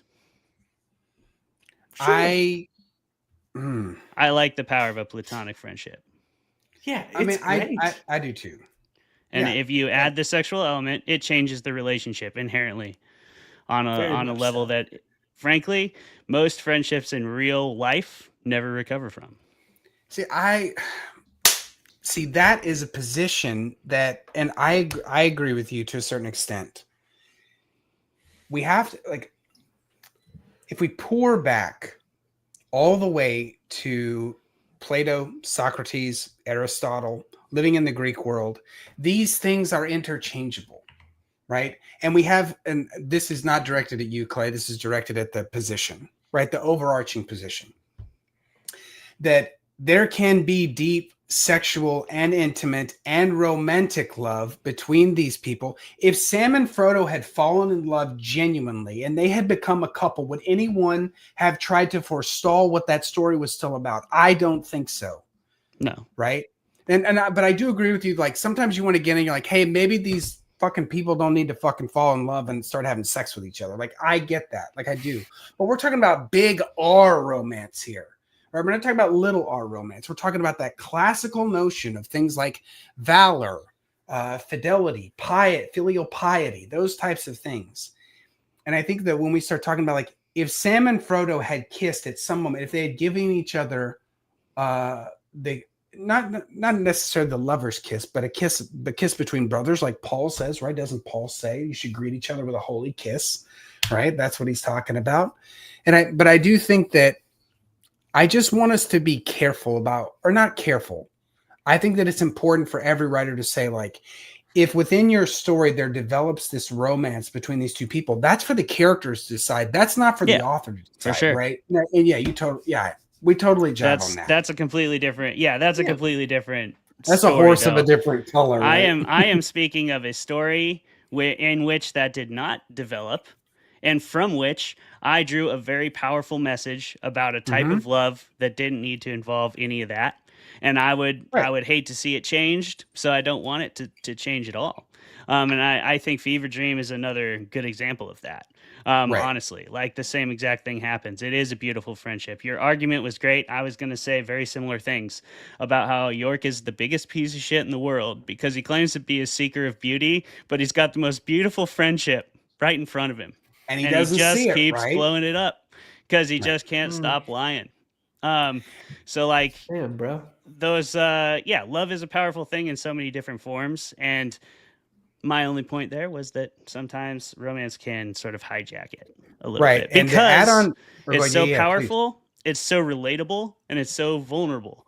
Like I understand all the reasons. It's all the primary tension points. Like, boom, you have I can relate to this. You have I know how this feels. You have like I literally like I'm getting a little hot right now. Like you have all hell yeah, brother. Feelings.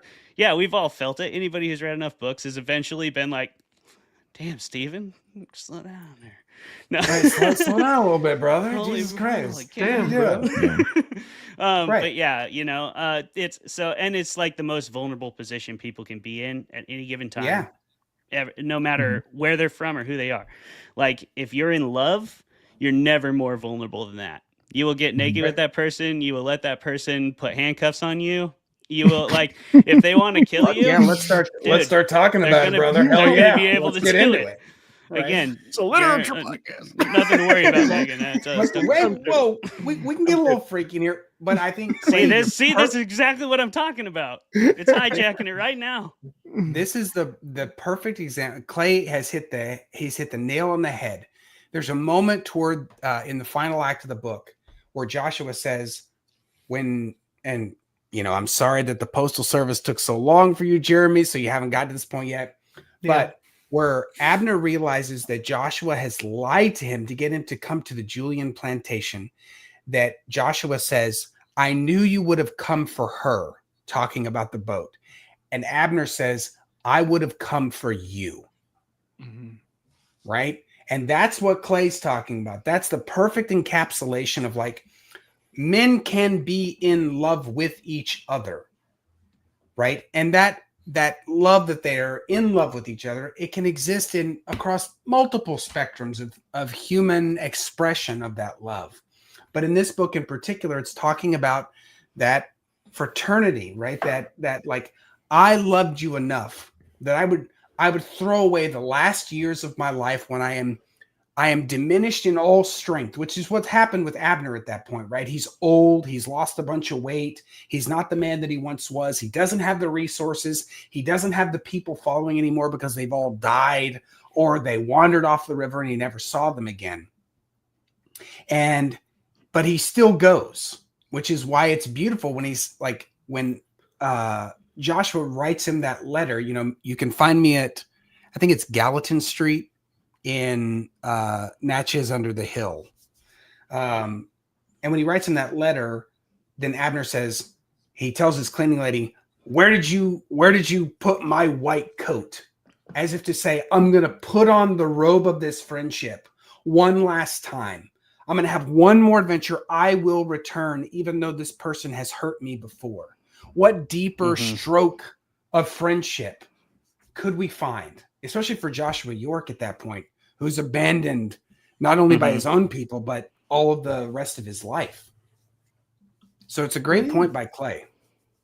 Yeah. And I think it's disheartening a little bit with a lot of stories that happen that like the almost all of the love that gets shown to us in books, movies, whatever, is romantic when it is like the most realistic to acknowledge that almost all of the love that a person feels isn't like that.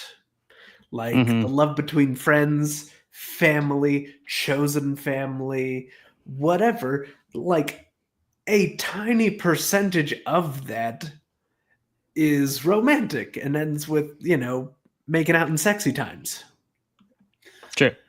I mean, I think Seth made a good point though of like that's not necessarily the only thing tied to capital R romance. Romance. We can have actual, fidelity, and that's kind of love. what I asked this question originally about, was like there's a true intimacy to a deep friendship that is basically a romance, and it's not. Go ahead. But we don't have to like attribute it to only the physicality that sometimes presents itself with romance.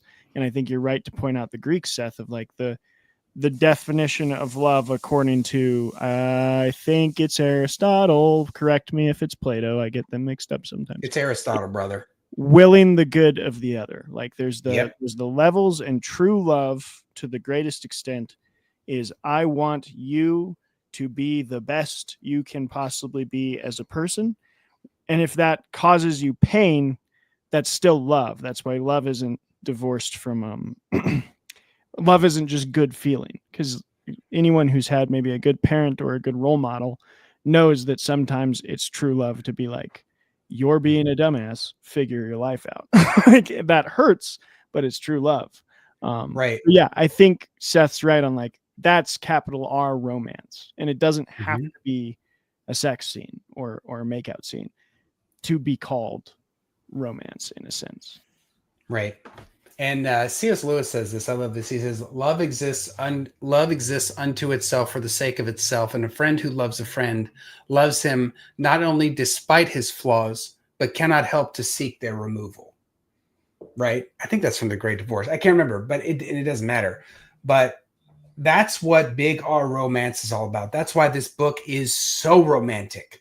This book is about two dudes fallen in love because they're on an incredible journey down the river, and their willingness to throw it all away.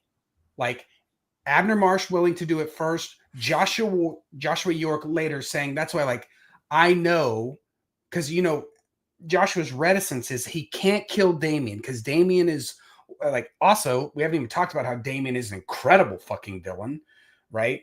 But he can't kill Damien. He's one of his people. He's my people. He's one of the people of the night, Abner, but then he comes to a point where he realizes that sometimes a bad boy simply got to get put down.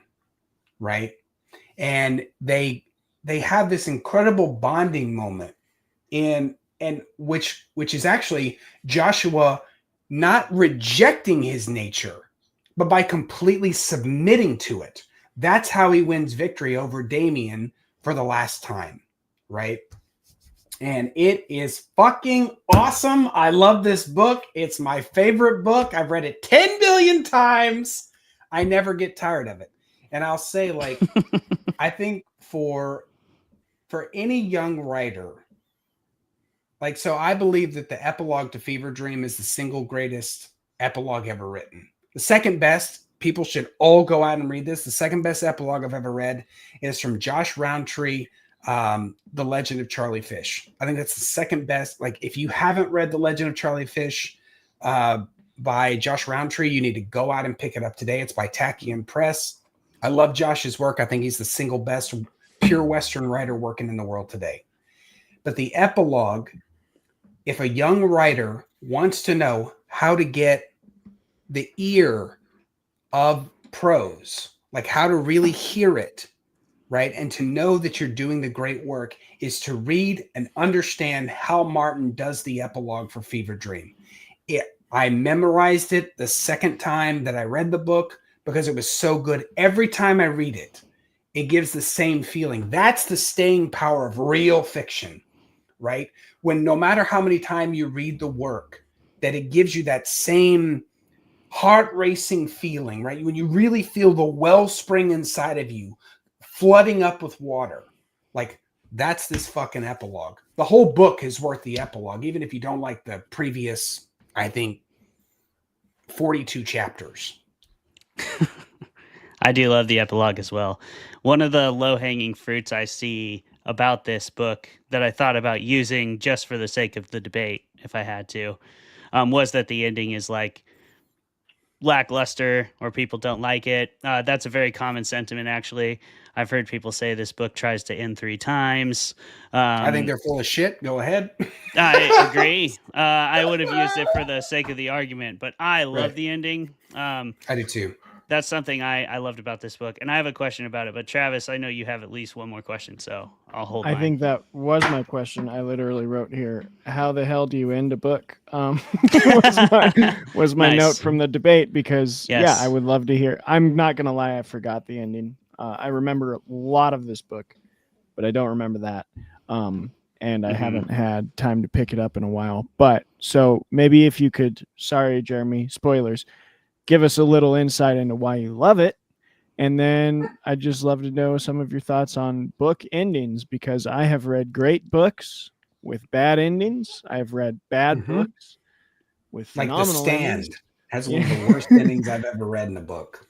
I've watched movies that try and do the ambiguous thing that I really love and fail. And I've watched movies that do the ambiguous thing to the best success. My favorite movie of all time does that. So I think endings are super important and can make and break a story. And first, what do you think of this one? What happens in it? And second, like, what makes a good ending for you? And when you write, how do you approach endings? Joshua York decides to call on Abner Marsh one last time. And he leans upon the only friendship left in his life. And they go to the place where the Fevre Dream has been taken. It's been placed up into a dry bank of an indigo flats from a plantation where the story began, a plantation that's already ruined at the Julian plantation. Abner and Joshua take on Sour Billy Tipton, who's a real piece of shit character that I love to hate. I really love Sour Billy Tipton. Real piece of shit. He's a real fucking piece of shit. I get real upset about it. They go, they kill, or they shoot Sour Billy Tipton. Then they go and they're chasing after Damon Julian, and they're inside the Grand Saloon of the Fevre Dream. Joshua is put at a disadvantage when Damon has Abner Marsh.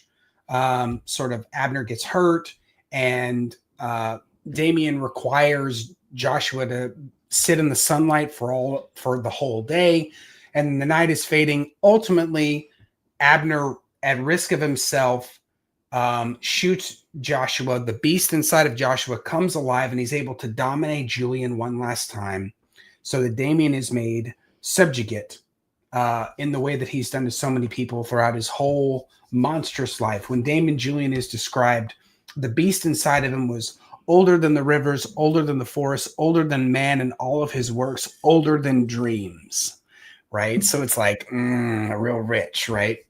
And then the two of them, they defeat Damon Julian, and then Abner breaks one of the bottles open, and they drink together, which, if anyone here has read San Antonio Mission from Amid the Vastness of All Else, I basically steal that ending, right? And then it goes, right, seal it if you love it, right? And then it goes to the epilogue. And without going into the epilogue too much, because I'll get too emotional about it, what makes the ending great is that it speaks to both the permanence of the world and the impermanence of the people in it, right? That there was a world, a world filled with smoke and steam and whistles and fires everywhere, right? But it talks about that even though Joshua York, though he is immortal, Abner was not. And when Abner dies, he writes upon his tombstone, what is it? He says, Abner Marsh, 1805 to 1873. So we'll go no more roving so late into the night. From Lord Byron, who's a huge character, or it's a huge influence on the book. And the reason this ending works is because it expresses what I think is the most important thing. I would say it's the most important thing I express in my own work, which is all we have is each other. All we have is each other for the time that we have it, in the time that we choose to give it to those people, right? And for me, what makes an ending work, to answer your question specifically, Travis, what makes an ending work is, one, it has to feel earned. Nobody wants a pie in the face at the end of a book. Nobody wants that. And nobody wants a cop-out, which is what The Stand does, right? And I know that we all love The Stand, and Stephen King is the daddy of all horror and whatever, right? But the ending of that book does not serve its purpose, I don't think, right? And that's a personal opinion. So it has to be earned. It can't be a pie in the face. And what it has to do is it has to ring together like the single strike of a great bell. And it has to chime to all of those themes that have mattered throughout the book, right? You have to be able to tie them. Either you can do one of two things. You can either tie the knot all together, or you can, like Alexander, right, before the Gordian people, slash the knot in half. You can either fulfill the expectation. Thank you very much. The Alexandrian conquest of Persia was my focus in college. So you can either tie the knot all together. This episode brought to you by Persian Empire. This episode brought to you by the Alexandrian Macedonian conquest of Persia. That's right? Macedonia, people, not Greece. That's right. That's right. Like and subscribe. Subscribe, rate, and review. That's good too. Those things. It's those two things. You can do one of those two things. And if you can really pull it together, the great ones tie it all together. The masters subvert expectation at the end, right? Like we don't like a great subversion is J.R.R. Tolkien's The Lord of the Rings, right? Frodo goes back to the Shire. The hobbits are all now super capable. They stop the scouring of the Shire. And then Sam's like, we're home. We made it. And Frodo says, you've saved the Shire, Sam, but not for me. That's a subversion, right? Mm-hmm. We expect Frodo to go home, to be safe, to live a life of a hobbit, but he can't. Why? Because he's changed, right? A great ending expresses the change of the character and then changes the world because of the change within the character. Mm-hmm. That's what makes a great ending. For me, there are lots of authors with other, perhaps better opinions, but then they wouldn't have been mine. So that's my thought anyway. Yeah. I think what works. Go ahead, Jeremy. Okay. I thought, there were various points when Seth was talking that I felt like I was going to come in and be very contrarian to his, but, I don't try to, but it does seem like every opinion I have just serves to make Seth more angry in a different way. True. However, I can't help but agree, which I'm sure will also serve to anger him even more. But to me, the best ending to anything, be it a book, movie, TV show, whatever, is something that is both surprising and inevitable. Which is something that most books, movies, and TV shows cannot accomplish. At most, they accomplish one of those things most of the time. Mm-hmm. I think too, Jeremy, if I can jump in, because I think do. There's two brothers that people might disagree with some of their views. I love their writings about symbolism, and the Pajot brothers, I've mentioned them on the show before. Mm-hmm. But Jonathan Pajot, one of them, he's an Orthodox Christian. He sees the world as like a story, and the way he talks about that has really changed. But because I think you're right about endings 100%, but Jeremy, to take it even further, that's not just movies and books. That's real life sports. Those are the things we look for that are both inevitable and surprising, and sometimes subvert our expectations. If we love a comeback story, everyone loves the baseball home run that no one saw coming, but like that's what the sport is. So we also kind of saw it coming. We all love the Super Bowl champ that's the underdog. And then you get into like life, like one of the best character stories I've ever read was a nonfiction trilogy about George Washington and Benedict Arnold. And it was like these real people's lives were more compelling than most fiction I've read. Like, so I think there's a level to where we look for the things that are real in those stories that also just compel us with like real stories, you know? That's for sure. You know, if you say what you will about Benedict Arnold, he was a bastard who we done dirty. Okay? It's both things. I'm gonna get fired up. We do not need to get into. We're not going down that hole. Okay, we do not need to do that. Good. Don't. Look, it's both things. He was insufferable, and America did him wrong. Nope. Don't do it, Seth. You gotta hold this one in, brother. Here's the thing for me. He's getting away with it. He's getting away with it. He can't keep getting away with it. Look, I'm getting away with nothing. History will see me as the villain, and that's fine. That's true. That is hopefully the present is also seeing that is me to as say a if villain. history sees any of us at all at the end of it, right? Yeah, history. It won't. That's an optimistic view for me to say that history will see me as anything whatsoever. But Clay, you have opinions on endings? Please. I do. I agree with Jeremy's sentiment about inevitability that is also surprising. I think that's at the heart of it. And then what Seth said kind of boils up to the main thing I'm looking for, and that is that it has to feel believable to me. And that's like on so many different levels. Yeah, you do that in Crevasse. The ending is very, very believable, very well earned. Thank you. I am glad that you see it that way. I hope that is true. No, it is. I mean, I'm not trying to be like authoritarian or authoritative about it, but the ending is earned in Crevasse, period. Well, thank you. That's my rock climbing horror novel. This podcast brought to you by Crevasse, Dark Forest Press. Order now. And if you enjoy other stories by Clay, yeah, That's what it looks like. Them. Yeah, It look at does. Jeremy there. I did it. So yeah, like the inevitability of that shameless plug, I felt like this story could go nowhere but where it went, and yet it was really unconventional and really surprising.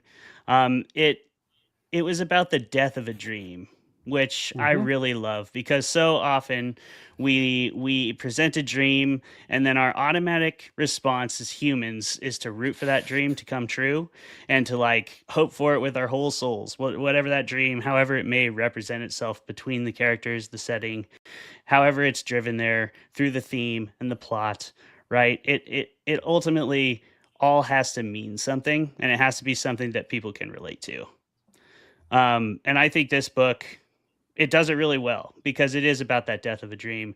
It's what so many people, it's so much more relatable, frankly, than your common hero story.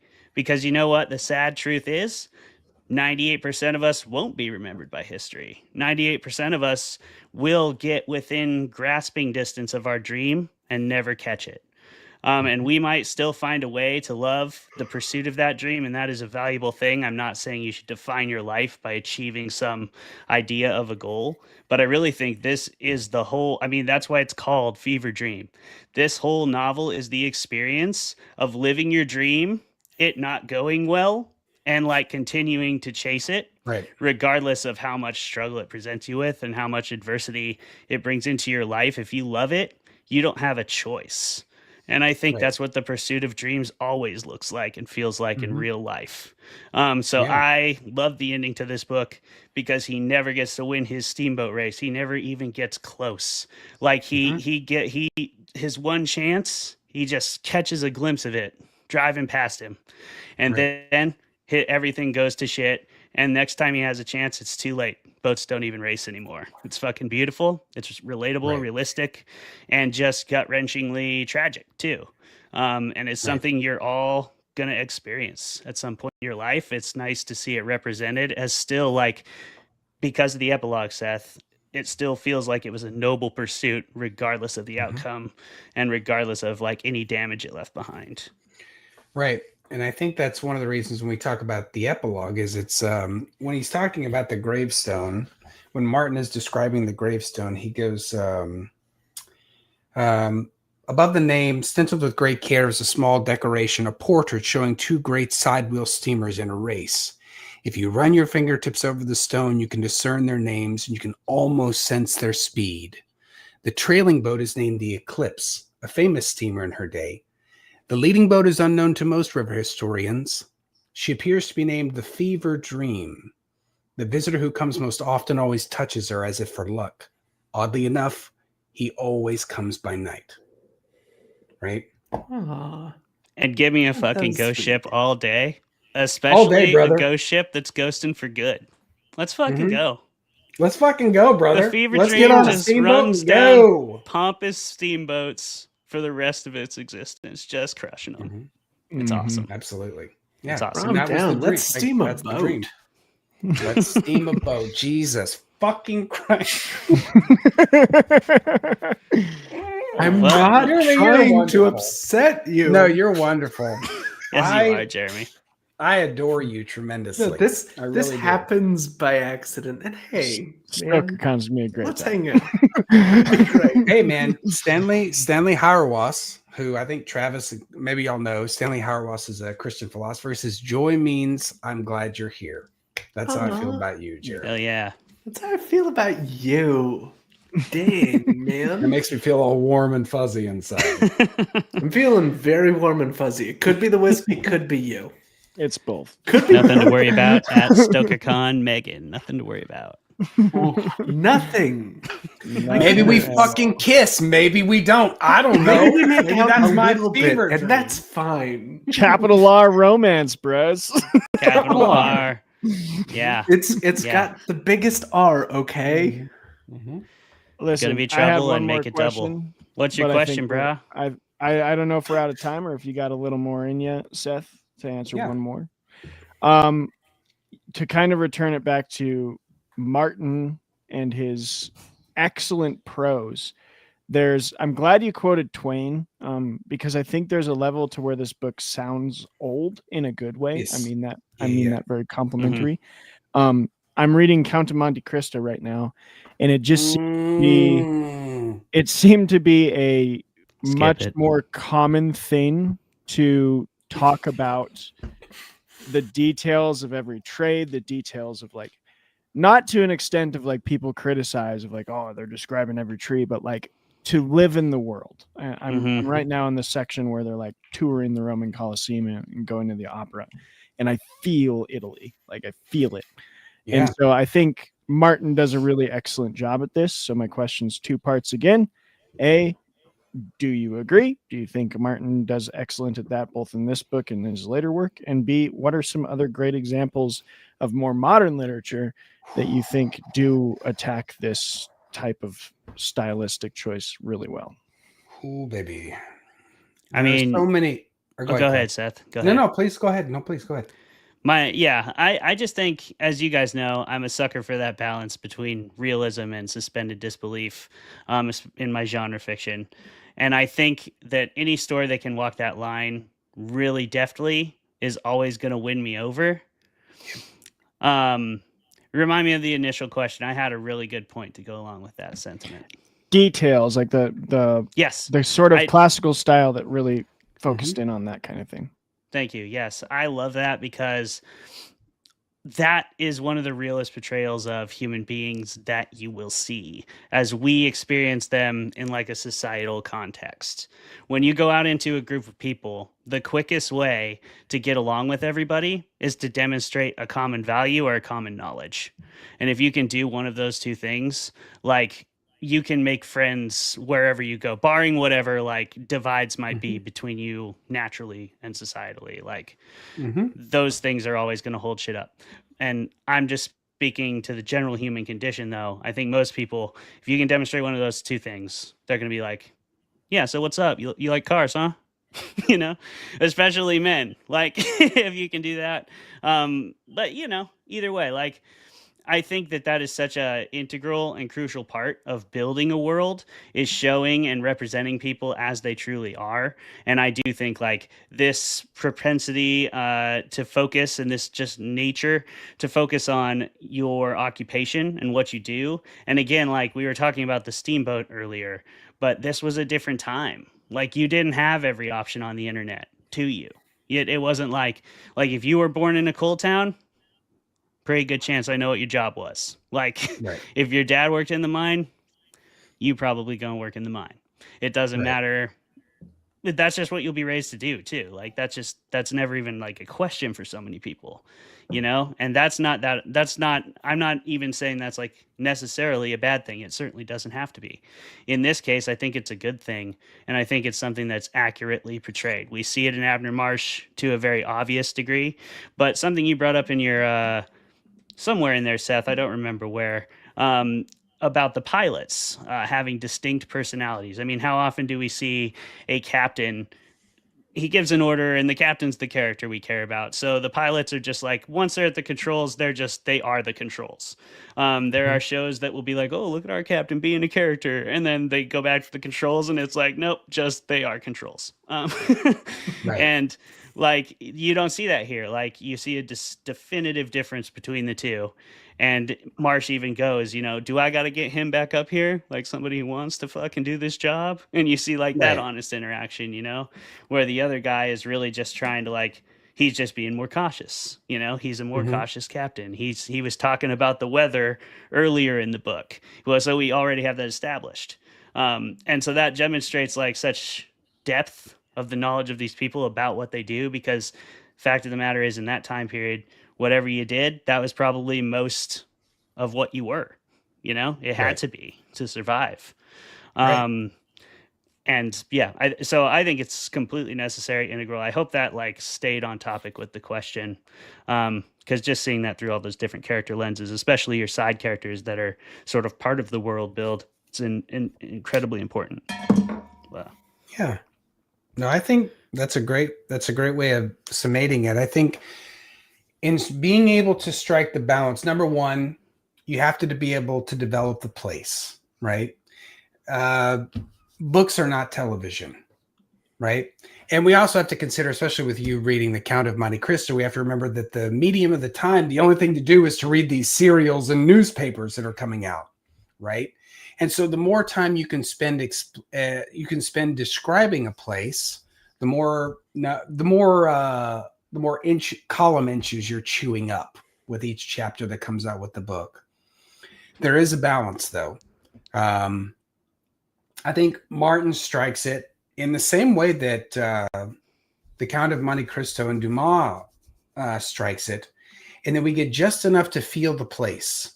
And feeling the place is enough. But the second part of that, and I was actually talking with Ray about this previously, and I actually have an essay coming out through Shortwave about this very specific thing, which is the people are the place and the people are the point, right?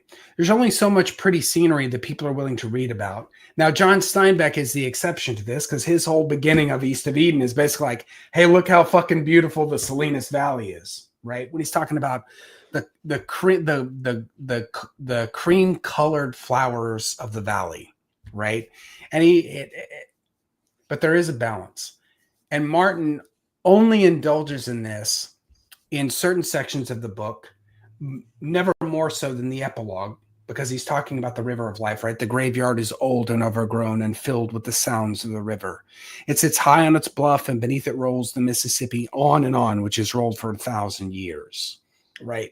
And he adds this sort of element of historical depth, lush scenery depth, where he's basically describing the graveyard where Abner Marsh is laid. So there's a balancing point to that. And you really don't want to lean in it too hard, because it's a haymaker punch. And you can only lean into the haymaker so many times into the book where the reader's like, Jesus Christ, I fucking get it. Right. But this book, especially Fevre Dream, especially leans into the heavy haymaker punches at all the right times, which is one of the things that makes the book so insane to think that this is his debut novel. I really can't express how fucking crazy that is. It's very crazy. That's bananas, man. It is in fact big time bananas. And the second part of your question, Travis, is how do we do it? Well, brother, the only way to do it is by listening to the wellspring. And that's what's inside of you. Because inside of every person, there are the stories that only you can tell. There are only stories that Clay is going to be able to tell. Crevasse is clearly one of them, right? Only Clay can write that book, right? And Fevre Dream is a book that can only be written by Martin because he, one, fucking loves vampires because they're super cool, and he fell in love with steamboats.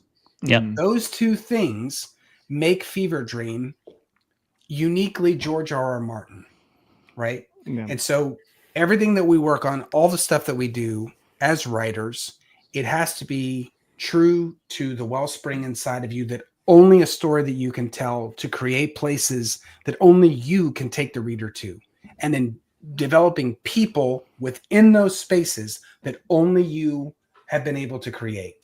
Does that make sense? Does that answer your question? I hope it does. Yeah, and I think to your point, like talking about Steinbeck, I haven't read East of Eden, but I love Grapes of Wrath. And like only Steinbeck can write that book, because Steinbeck, I think, sees the American land as a character. So that's the way he writes the American land, is almost like as a personification. He sees the soil of this country as like a living thing, and he writes just like that. And to y'all's point, y'all will love this. In travels with Charlie across America, y'all will fucking love this. He goes, Montana is what every young boy believes Texas is like. He's like, everything some motherfucker says about Texas, that's actually what Montana is like. Love it. Right? 100%. And you know, I think I have to agree with everyone thus far, and I kind of want to dig in a little deeper, because for me, nothing says realism like when you're spending time describing something and putting in these specific details, nothing sells the realism of the details being provided, like details shifting with the POV. And I think this book does a great job with that, because you can feel the difference in what's being like noticed by the narrator when you're talking from the good guy's POV versus the bad guy's POV, and like what is being drawn to your attention to kind of sort of put you off balance or ill at ease at, say, a slave auction, or when some nice lady's about to get murdered by a room full of vampires, and we're just gonna get out of there. And that it does so much to like immerse you in a world, and it's very telling, and it again is crazy that this is, say, a first book from anyone, that it can do that noticeably chapter to chapter. Right. And that's Martin's big point. Between the difference between Abner Marsh and Sour Billy Tipton is that one of them is a friend and the other one is a thrall. And those, like, you can either subjugate the people around you or you can befriend them, right? Yeah, so I think Feared or Loved is like point. I think Feared or Loved is definitely at the heart of this story all the way Absolutely. through. Travis, did you want to add anything else to the rest of this? I think I got it all in. I mean, I could talk about all of these books for a long time, but I think we gotta rate it. Yeah. Let's do it. Do you want to? All right. Do you want to start? Sure, I'll hop in. I don't think you should get. Usually, I go with the like drink every time they drink or something. But I think you should treat this like a steamboat trip that you paid a lot of money to go on. You don't want to be hammered for that, man. Like, you don't want to lose that experience with being sloshed and puking off the side of the boat. You maybe want to be buzzed. You maybe want to be buzzed, but I think what you really want to do is you want to dress in your nicest suit and get some cigars out of your humidor, and you want to go and maybe have a bottle of good bourbon, and you just sit on that deck and you smoke one cigar and a glass and a half of bourbon, and I think that'll be perfect. That'll get her done. Yeah. If you read slow, maybe 2 cigars over a couple days, but yeah, you definitely need I wish I would have had a smoke in that on a no AC. No, sir, you're off truck. that. You're off that situation. You're out of there with your GRRM development. Oh. You watched the show. You watched the show. That's my rating. I did not watch the show. I would say make yourself a spicy cocktail, because what I want you to do when you add fermentation to this journey is I want you to discover solidarity with the vampires. So make yourself a spicy cocktail that's going to make you feel the way Abner Marsh felt when he took a swig of it, and drink it with the vampires and see if by the end, would that be preferable to murdering people? And I hope that you find the answer is yes. Jeremy? Well, hey, I think if you want to get into the spirit of things, you want to put something together that tastes otherworldly, which is why for this, if the book had been less good, I would have gone for my infinity bottle, which tastes like if insane nightmares were liquefied. Sure. Yeah. But it's too good. So I'd say fancy cocktails all day. You want to be fancy drunk for this, as though you were on a fancy steam-powered riverboat. Yes. And, if fancy drunk is fun. Exactly. Yeah. And if, like me, you're listening to the audiobook because your damn book didn't show up when you wanted it to, you'll want a sip every time the audiobook's accents are just absolutely off the wall, which they are. You have a Scotsman doing various American Southern accents. It's incredible. Please I would agree that it's incredible. I agree. Ron Donahue does the audiobook. So and it's the second best audiobook I've ever listened to, the first one being The Exorcist. The best audiobook is the Mongoliad. You should check that out. The best audiobook is The Hitchhiker's Guide to the Galaxy series, read by Douglas Adams. Well, that is... And I will die on this hill, Seth. You need to... Seth, you got to check out the Mongoliad. It's awesome. I will.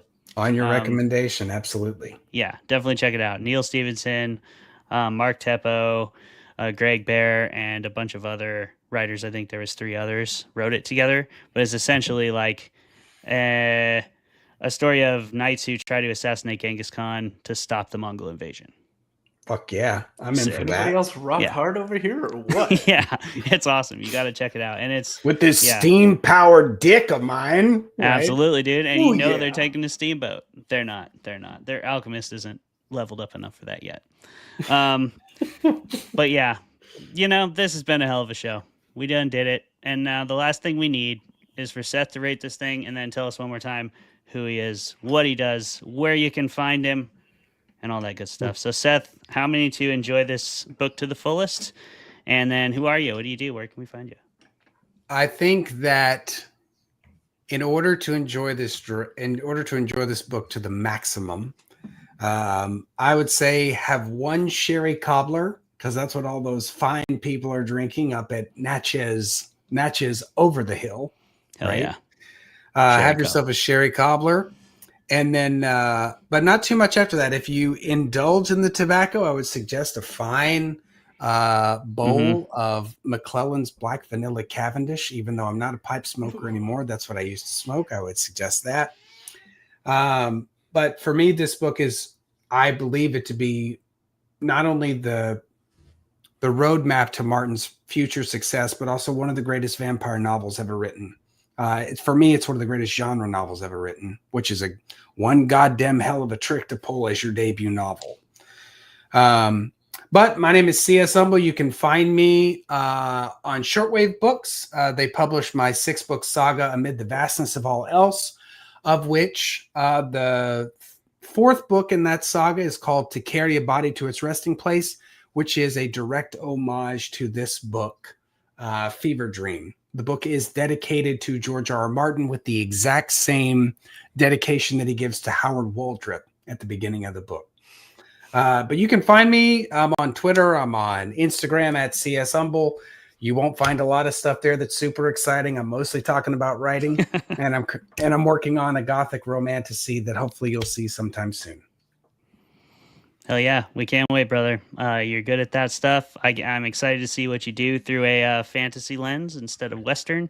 Though Amid the Vastness of All Else is excellent collection of stories. You should all go pick them up, give them a read. They kick ass. Seth, you kick ass too, brother. Thanks so much for coming on the show yet again. You're the best. Travis, Jeremy, thanks for being here as always. Great job tonight. Great job, lads. And we'll see everybody else next time. Thanks for tuning in. Okay. Goodbye. Can't wait for StokerCon. StokerCon.